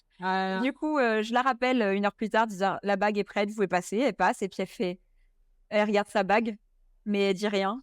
Et puis là, elle me regarde. Elle me fait, je suis vraiment désolée. Je vous ai vraiment tellement mal parlé. Elle me tend un billet et tout. J'étais là, non, mais ça marche pas comme ça. Je fais en fait.